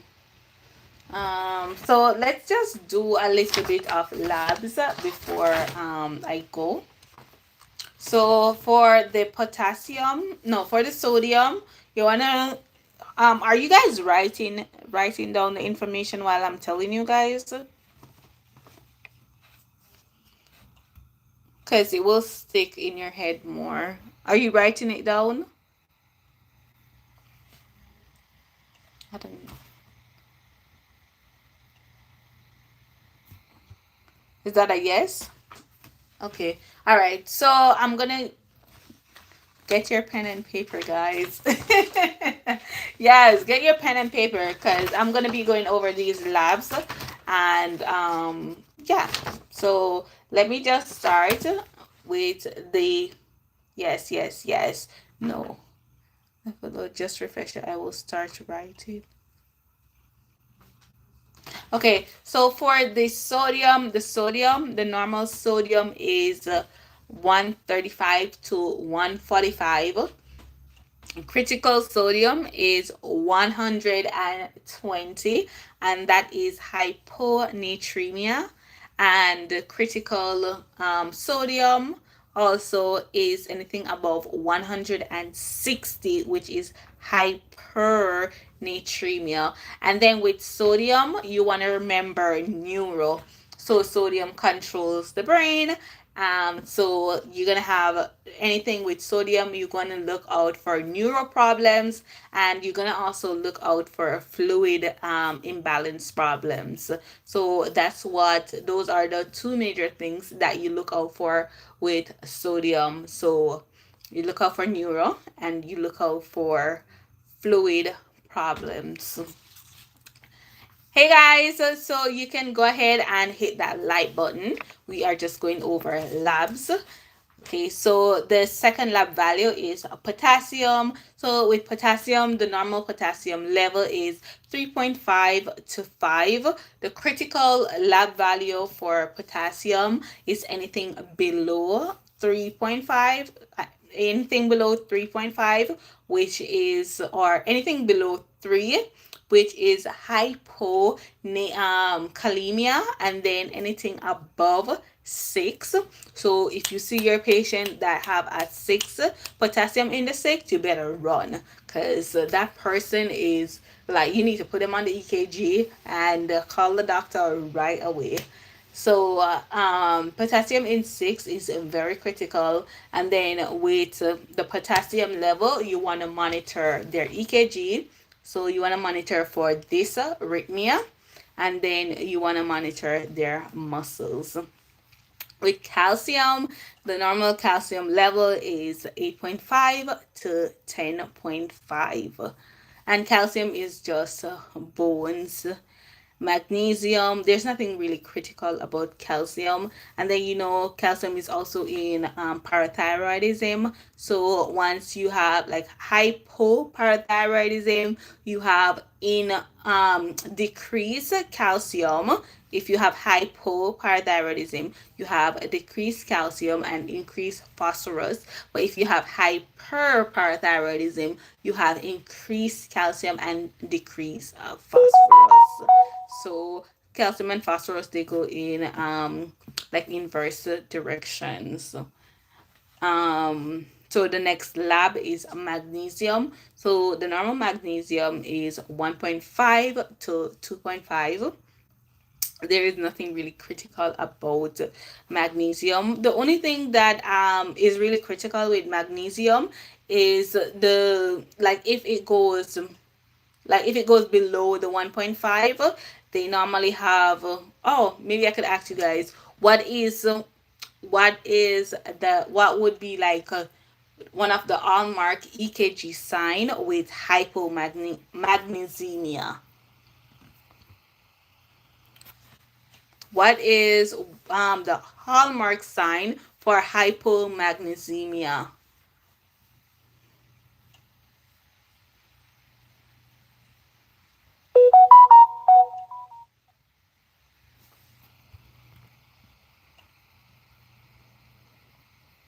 Nobody's saying anything.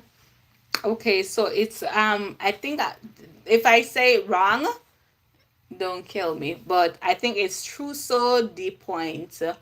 But yes, with hypomagnesemia is trousseau de point. We don't remember. Yeah, it's trousseau de point with hypomagnesemia. That is the major side effect with hypomagnesemia. I think it's spelled TOR something. I don't remember. Let me look it up for you guys. Um, true TOR true.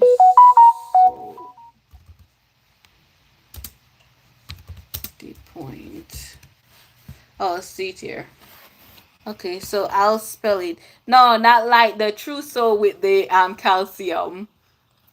Here, I can't write it in. All right, I'm gonna write it. Hold on.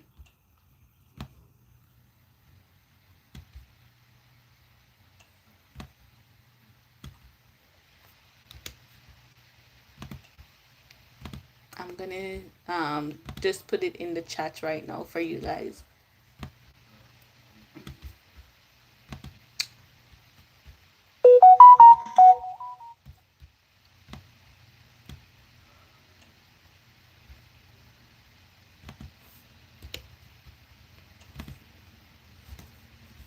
So there it is. So that is the EKG change that you will see with hypomagnesemia. It's a very it's like all over the place. It's like very scattered EKG strip, and you also see magnesemia with hypomagnesemia with people that are like alcohol abusers. So yes, so if you have a question that have patients have a low magnesium level, like those are the two things you should pick, either the EKG change that I just told you or the alcohol abuser. So they are alcoholic, or the EKG sign. So the next lab value I have, it's chloride, which is 95 to 105, and with the chloride it goes with the sodium, so you want to monitor for neuro and also fluid balance. Then we have phosphorus, which is 2.5 to 4.5. And then when the patient have a decrease in phosphorus, so a decrease below the 2.5, it's indicative of poor nutrition. So that's one of the things you want to check for when they have a low phosphorus level. You want to check their nutrition status. And then glucose, the normal glucose. What is the normal glucose? Everybody should get this one. What is the normal glucose level? Write it on the board. Okay, what is the normal glucose level?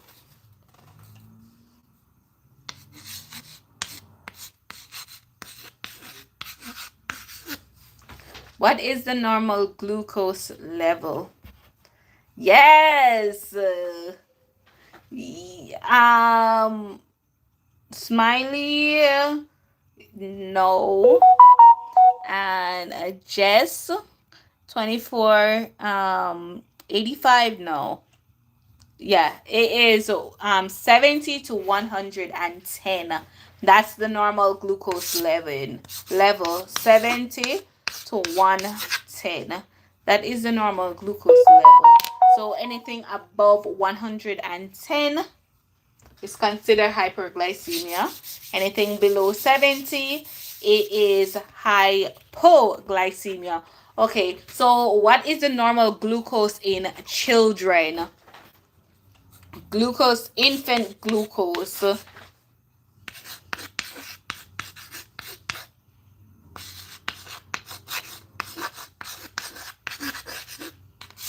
What is the normal infant glucose?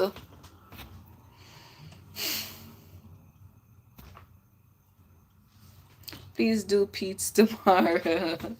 Yeah, what is the normal glucose in children?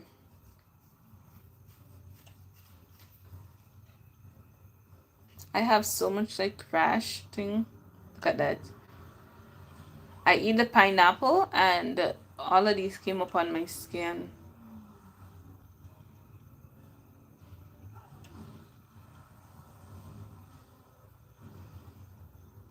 It's like so bad.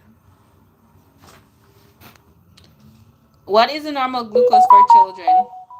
Okay, you guys don't know. So the normal glucose is a 40. It's above 40. So it's supposed to be above 40. If it is under 40, it is considered hypoglycemia.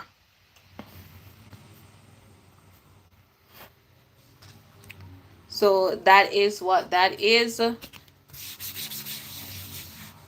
Thanks to the 2 person that subscribe to Utopian Family. Guys, remember to give support. Yes, guys, Utopian Family is the family channel. So go over there, subscribe. I did pin the channel, so you guys can just click on it, go subscribe, and come right back. It's not gonna take any time to do that. So please go and do that. The pin is above, so you just look at the top and you'll see it. Okay, so what is the normal level for bun? Bun. What is the normal level for bun?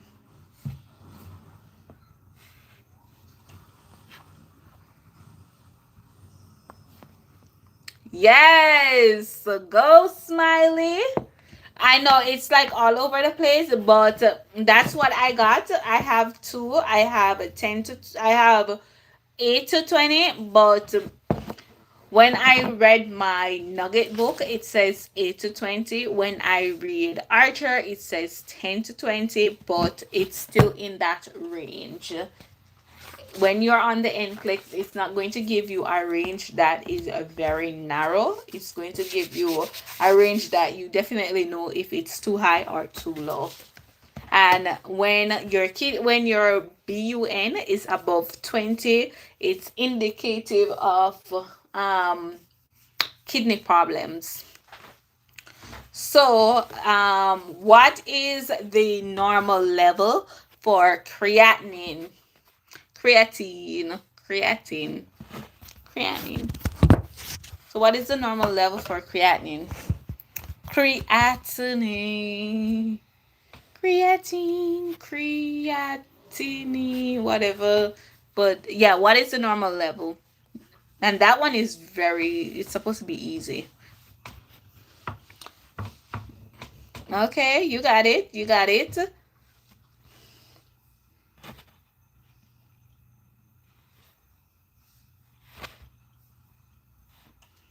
Yes, on my thing it says 0.6 to 1.2, and that is the best indicator for renal function, so kidney function. My hand is like, look at that.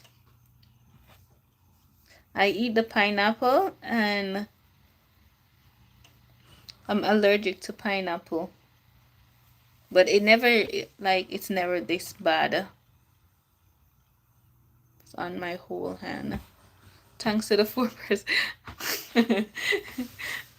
Okay. So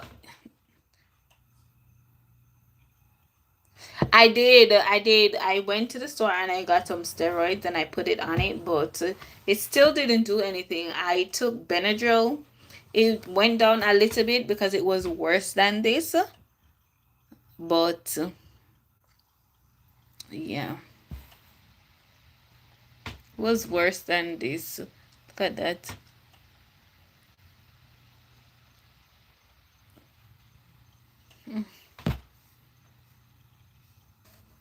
I don't know. I think I'm gonna wrap it up.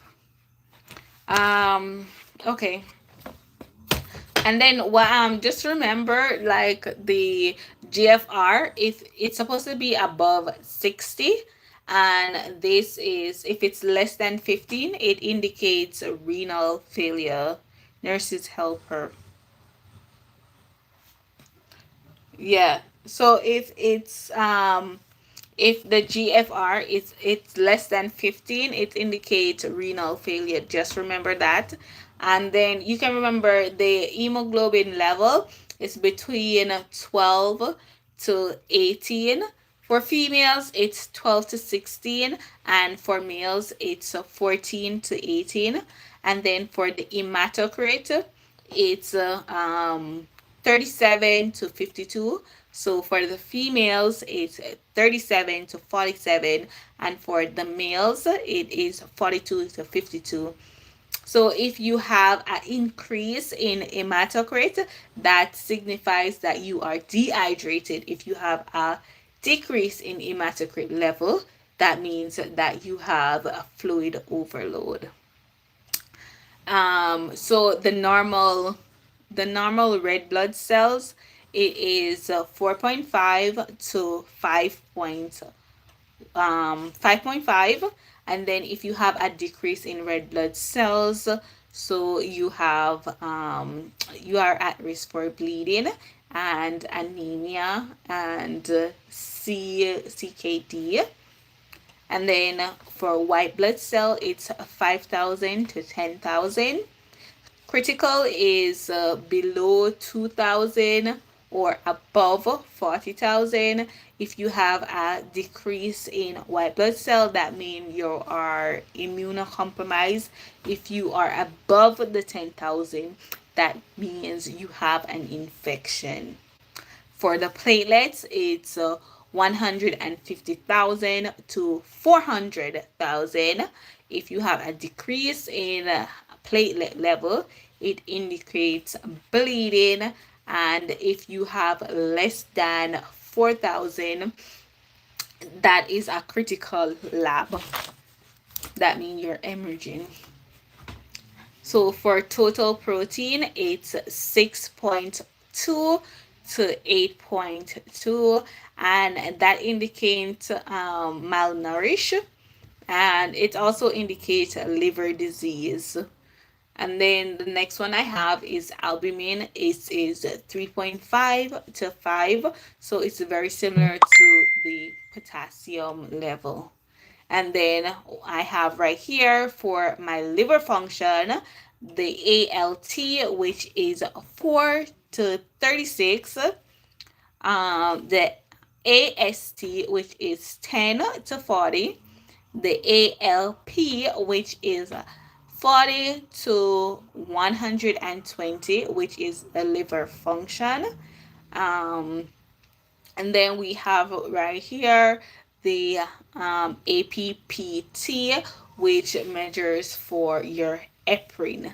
And the normal is 30 to 40 seconds, and therapeutic is 1.5 to 2.5. For your warfarin, you want to measure the PT and INR, which is, with normal, it's supposed to be below 1 if you're not on warfarin. And then if you are on warfarin, it is 2 to 3. And then I have troponin, which is from 0 to 0.1. If there is an increase in troponin level, it indicates an MI, so myocardial infarction, and it can also indicate a heart attack. And then with BUN, the normal range is 0 to 100. If you have more than 100, you have a CHF, heart failure, or fluid retention. So with BMP, you want to just think of fluid retention, and that is more with, yeah, so heart failure. So with steroids, you have the critical is below 50 and above 40. And with steroids, when the patient's on steroids, you have to check their blood glucose level. Okay, so with uric acid, the normal is 2.4 to 7. If you have an increase in uric acid, which is above 7, the patient have got, or they have tumor lysis syndrome. And who can tell me what other, like, what electrolytes imbalance do you see tumor lysis syndrome in? Who can tell me my nose? Who can tell me um what electrolyte imbalance do you see tumor lysis syndrome in?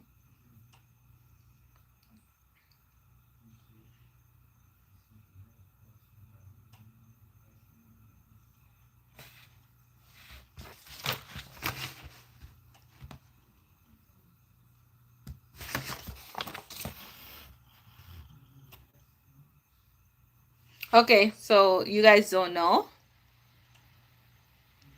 So the disease that the not the disease, but the electrolyte imbalance that tumor lysis is in is hypophosphatemia. So that's what it is in phosphate. So decreased phosphate, you have tumor lysis syndrome. Mm. And then for the total cholesterol, so for the cholesterols, you just want to remember HDL, which is a good, that is above 60, and then they go up by 50s. You just want to remember that they go up by 50s. So that, and then you have the LDL, which is 100, which is bad. Then you have the total cholesterol is under 200, supposed to be under 200, but triglyceride is 150. So it goes 60, 100, 150, 200.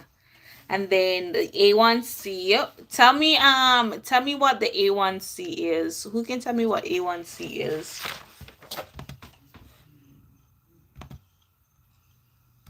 Yeah, who can tell me what the A1C is?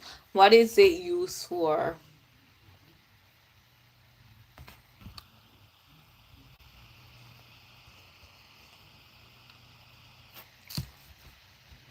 Thanks for the like.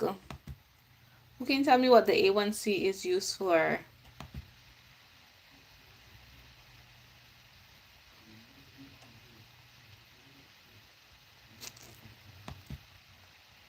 But be more specific.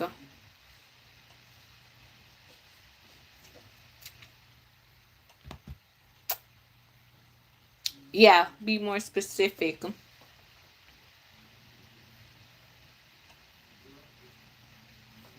No, not the normal range. All right. So the A1C, it measures the blood glucose, how they have been controlling it over the last 3 months.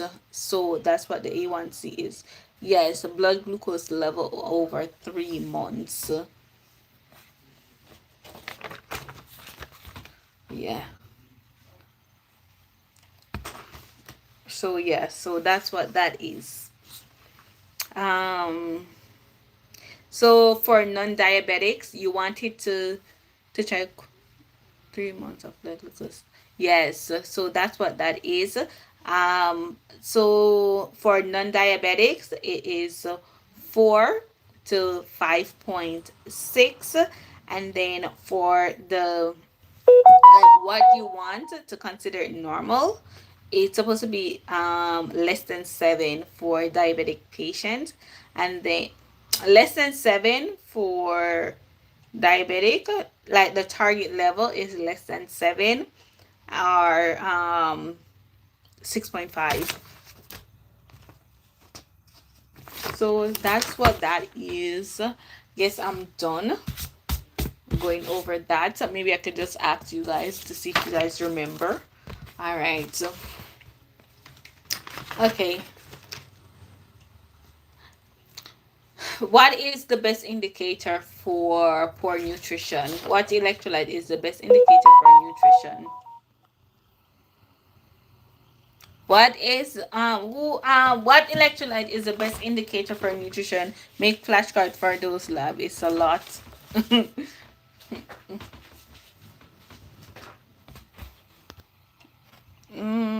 Oh, do make flashcard for the labs. It's a lot. Um, what is the best indicator for nutrition?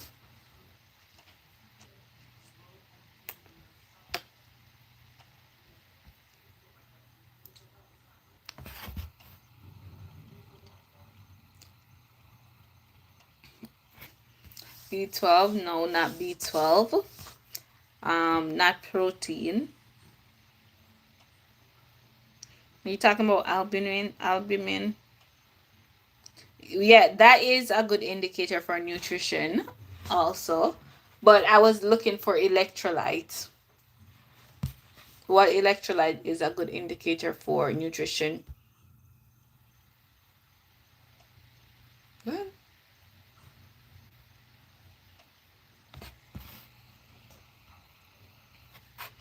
All right, I'll give it to you guys. I thought you guys were writing it down. Yes, it is phosphorus. Good job, Smiley. Yes. Yes, it is phosphorus. Okay, what electrolyte is a good indicator for cardiac problems? What electrolyte is a good indicator for cardiac problems?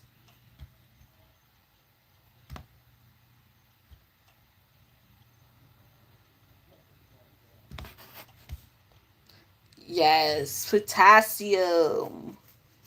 Potassium.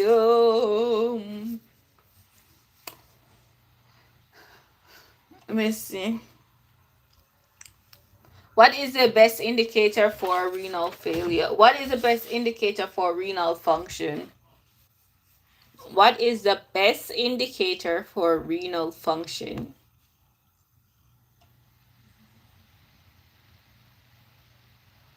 The best indicator for renal function.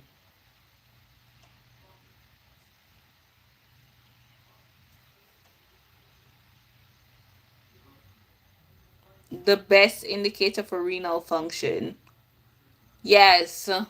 Eyes wide open. It is creatinine. Do not get that confused with BUN. BUN is not the best indicator for renal function. It's creatinine. Um, what is what electrolyte will go down when a person is an alcoholic? Or what is the major electrolyte for a person that is alcoholic?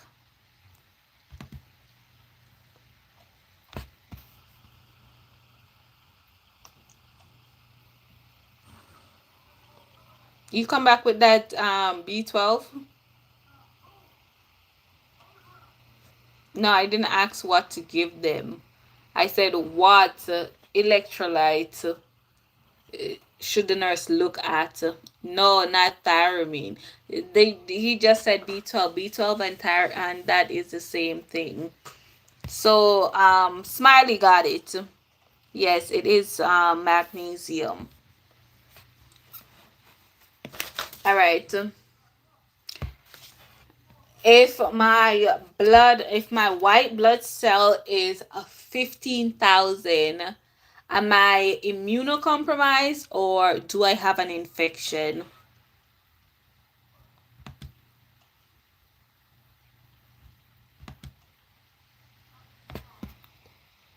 So I'll repeat that. If my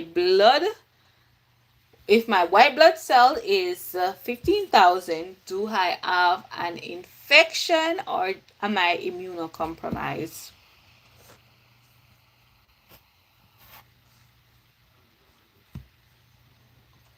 Yes, it is infection. So you have an infection if your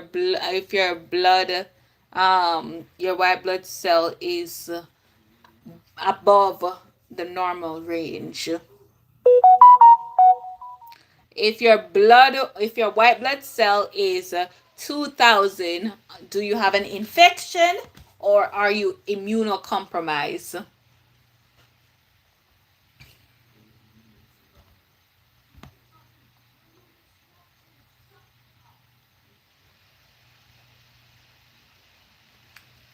I'll repeat the level. All right. If your blood glucose is 2,000, are you immunocompromised or do you have an infection?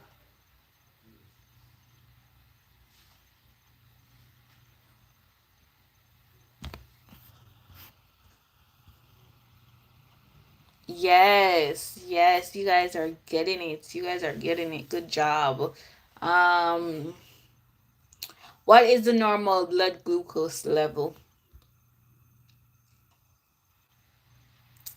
Yes, yes, Smiley. What is the normal blood glucose level?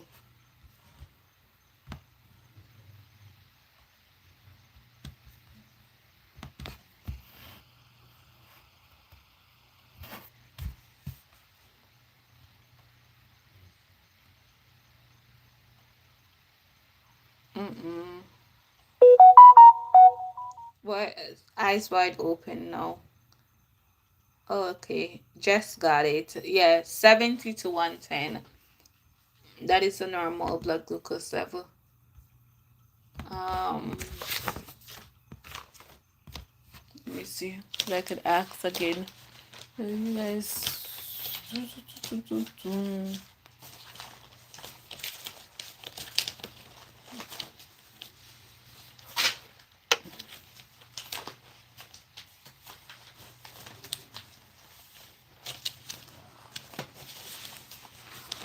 Um. Oh, tell me the steps how you put your PPE on. What are the steps to put your PPE on?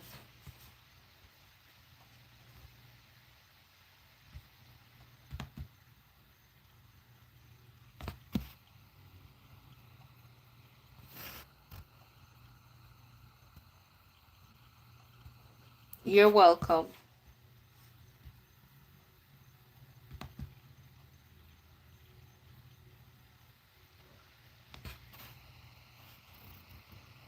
Guys, what are the steps to put your PPE on? We just went over this.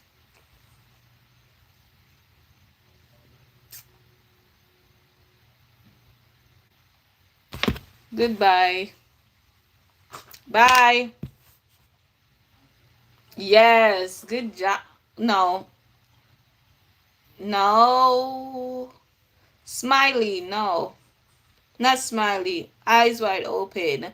To put it on, remember GWG love. So it's gown first, then mask, then goggles, then gloves. Yes. GWG love. Okay? And then how do you take it off?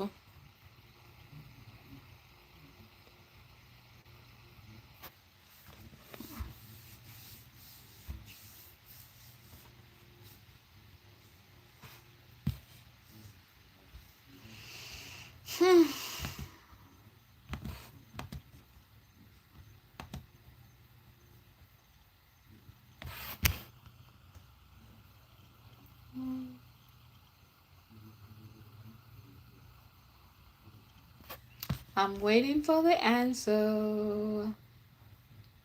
No.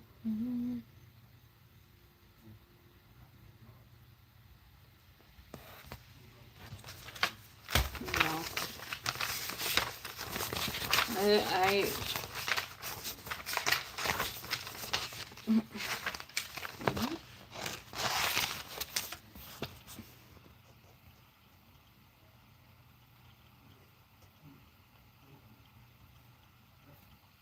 Okay, eyes wide open. Yeah, you got it. It's it's gloves, then your goggles, then you take your gown off, and then you take your mask off. So that's how you take it off. So think of a germ. So yeah, to take it off, you just think of germ. And to put it on, you think GWG and then love. And that's how you put it on. Okay guys, I think that's it. You guys wanna talk about anything else? Sorry. Do you guys want to talk about anything else? Because I think that was what's the W. So the W, remember that gown is GOW. GOWN. And then with that, the second place, the W, you're going to turn it upside down. And let me show you. Will you save this live? Yes, I will. Will be here. So it's going to be G. So right here, G, W, G, love. Right?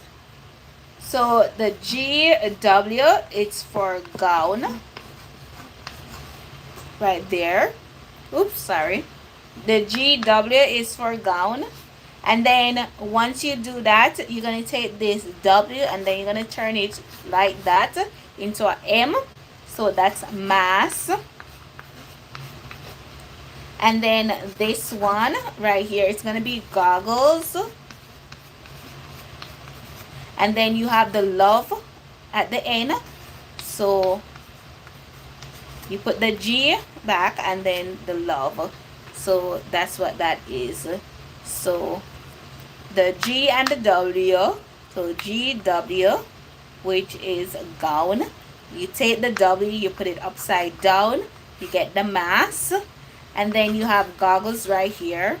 And then you have the love at the end. So you put love at the end. And then you just put the G in front of it. And you get gloves. So that's how you do to put it on. And then to take it off, you think of germ. So yeah, to take it off,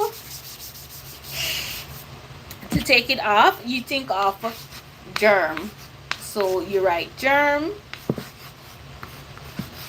right here. And then the E is stand for eyewear. The R stand for robe. The M is for mask. And this one is for gloves. Sure. Sorry. And then the first one is for gloves. So the first one is a glove.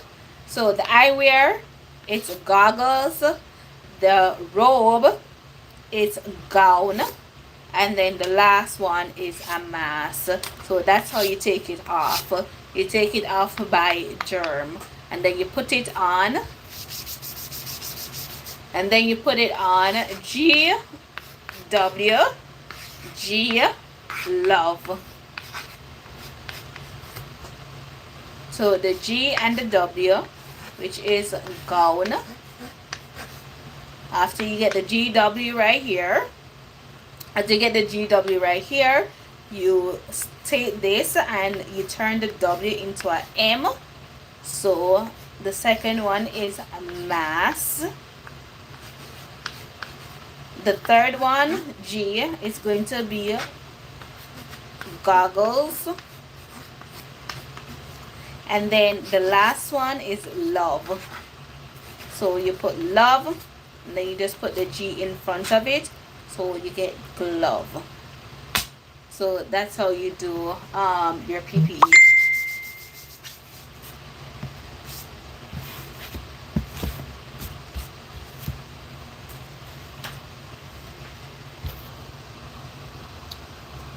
Did that help you? That's a good way to remember. Thank you. Did it help, everyone? Do you guys understand how to put your PPE on and take it off now? Yeah, that's a very simple way to do it. Like, it's so easy to remember. Germ, to take it off because you don't want the germ to catch you, and then to put it on GWG, and then love.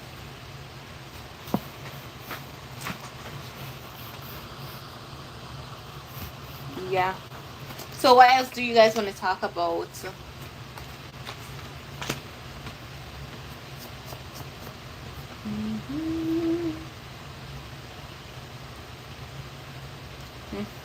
I think tomorrow we'll talk about medications. Maybe I'm just gonna leave tonight so I could get something to eat, peds, and more farm. So tomorrow, I'll talk about some peds and maternity. So I'll see you guys tomorrow. What time do you guys want to come on? I'm going to sign out. Thank you so much. What time tomorrow? All right. So tomorrow, I think maybe around 6 o'clock, around this time, we can do the chats. Question: do you study what? Question: do you study the question 75 in random question, or only question related to the class that you saw? No, what I do is I use both Archer and I use UWorld.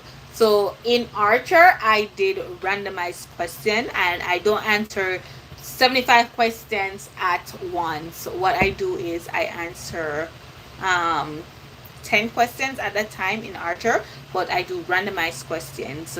And then in UWorld, if I am doing PETS this week, in UWorld I'll go to PETS and I'll do PETS questions. So that's what I do. In UWorld, I just do PETS questions, do them in categories, and then in Archer, I do randomize.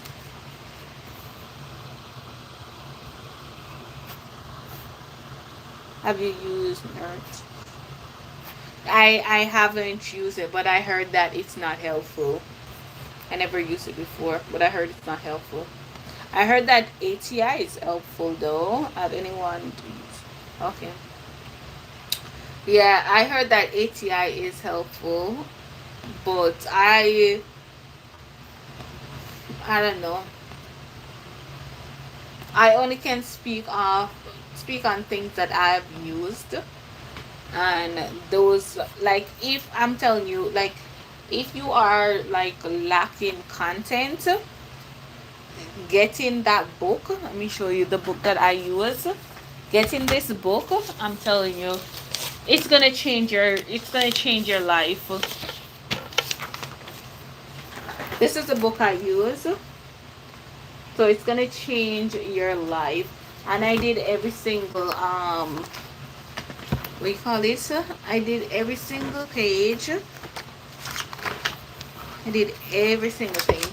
And I started out doing pediatrics. So I did pediatrics, and so that's what I did. I did pediatrics and I did maternity. After I finished those, and they do them system by system in this book. So it's really good. So yeah, so that's what I do. I do that, and then after I do that, sometimes I'll just go over to the farm section, and depending on what section I'm doing, like say for instance, I'm doing we call it mental health, right? And in mental health, I'm doing musculoskeleton. So I'll go to the farm and I'll look for musculoskeleton. That's mental health, maternity, eyes, ears. So I'll go to this book. I'll go to this and let me see if I can find it. So you got what I'm saying. I go to this book and I'll look for the musculoskeleton. Where is it?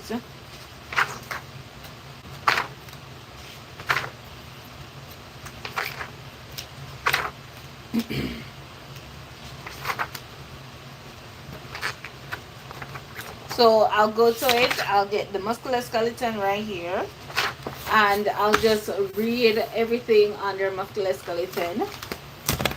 And basically, once you read this book and you start doing those questions and stuff like that, you start seeing that the questions becomes really easy to you because your content is so strong.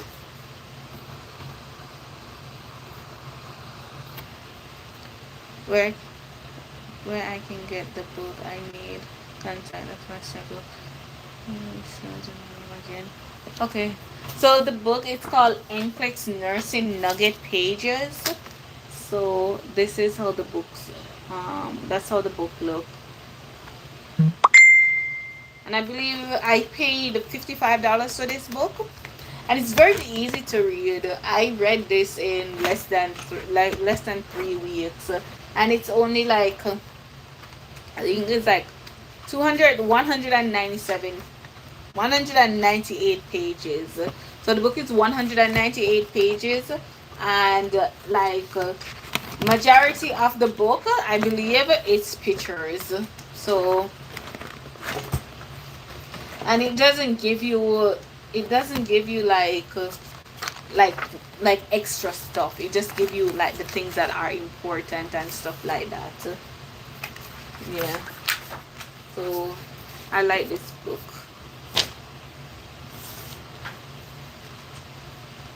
Thank you. If you can just type it in on the internet and it will come up. Write the nugget pages, nursing nugget pages, or Nclex nursing nugget pages, and you'll see it come up.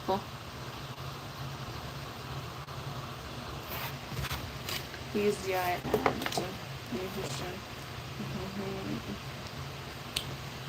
tomorrow I'll go over those because I'm getting tired.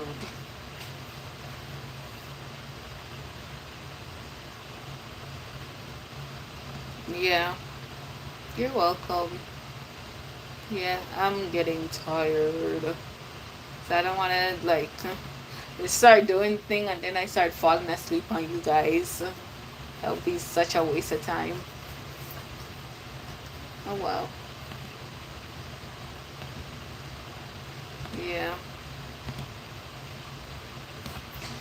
Yeah.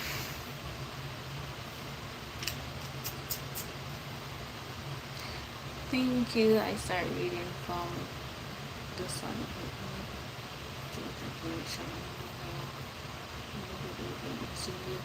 Okay, bye. I'll see you tomorrow. Yeah, the Saunders is too much. I read the Saunders when I was in nursing school. I read it, and I read almost all the book too. I read like almost all the book. It is too. It's like too big or too much information. Yeah, I can't. Saunders.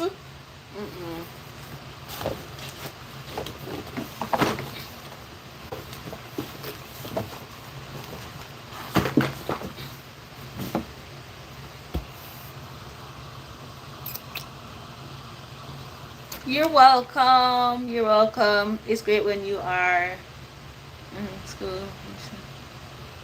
Thank you for your time. Oh, you're welcome. You're welcome, Jonathan.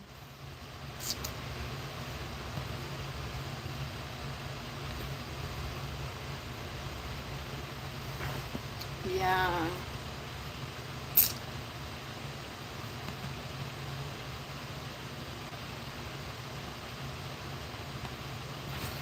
Yeah. So guys, I'm gonna just go now. So I'll talk to you guys tomorrow at 6 o'clock. Make sure you guys watch out for the post, because I will be posting on the wall feed. So you guys can check that out when I post on the wall feed. So I'll tell you exactly what time I'm going to come on. So because maybe I come on before 6 o'clock, I'm not sure, or maybe I'll just do it while I'm walking tomorrow. um yeah, so I'll see you guys tomorrow. You're welcome. I hope this was helpful to you guys. And yeah, you remember to go over to Utopian Family also and go subscribe. That is the family channel, and I will greatly appreciate it. Yeah. So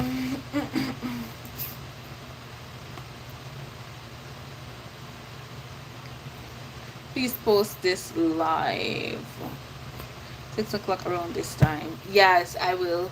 I will. This, I'm not going to delete this. This is going to be live on the channel, so you guys can watch it over and over if you want to. But yeah.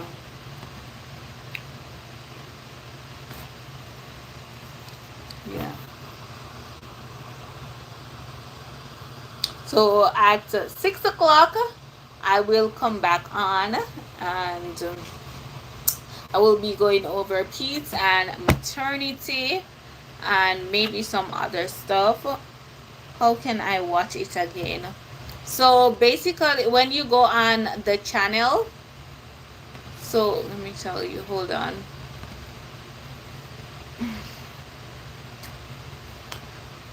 So when you go on the channel, you go to videos, and when you go to the videos, you just it's gonna just show you the videos that I last posted, and it's gonna be the study with me.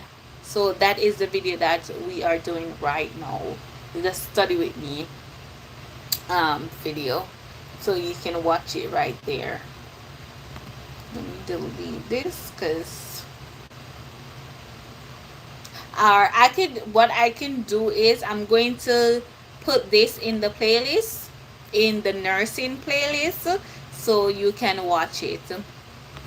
Okay, so it will be easier for you to find. So you can just once you go to my wall on YouTube here, you just go to playlist, and then you go under nursing, and then I only have two videos. The video that I posted, how I passed my Nclex in 81 questions, and then this will say it. So it's gonna be easy for you guys. All right.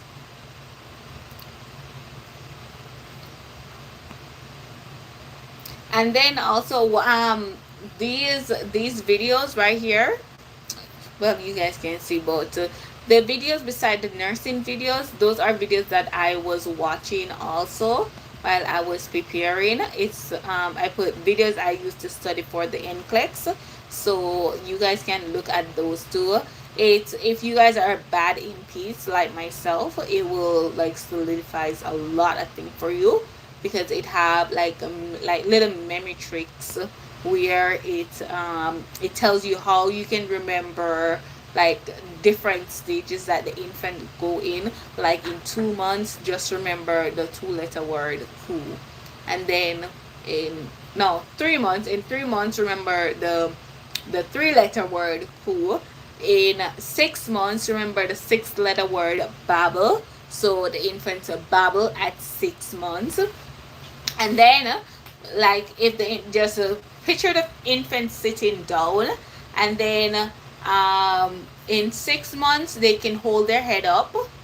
In 6, then in 6, then 9 months, they can sit up by themselves, which, yeah, so they can hold their head up in 6 months. In 9 months they can sit up. In with 3 months they can hold their head up. Sorry for the confusion. In 3 months they can hold their head up. In 6 months they can sit up without assistance. In 9 months they begin to crawl, and in 12 months they begin to walk. So yes, so those videos, they are going to like they're just like little simple tricks to remember the different developmental stages. And then I have like the Mark Clement videos in there, and some of the simple nursing videos. So it's like the videos from all over YouTube. I just put them in a playlist so I could watch them over and over, and those were very helpful. So that's what I did. Oh. Mhm.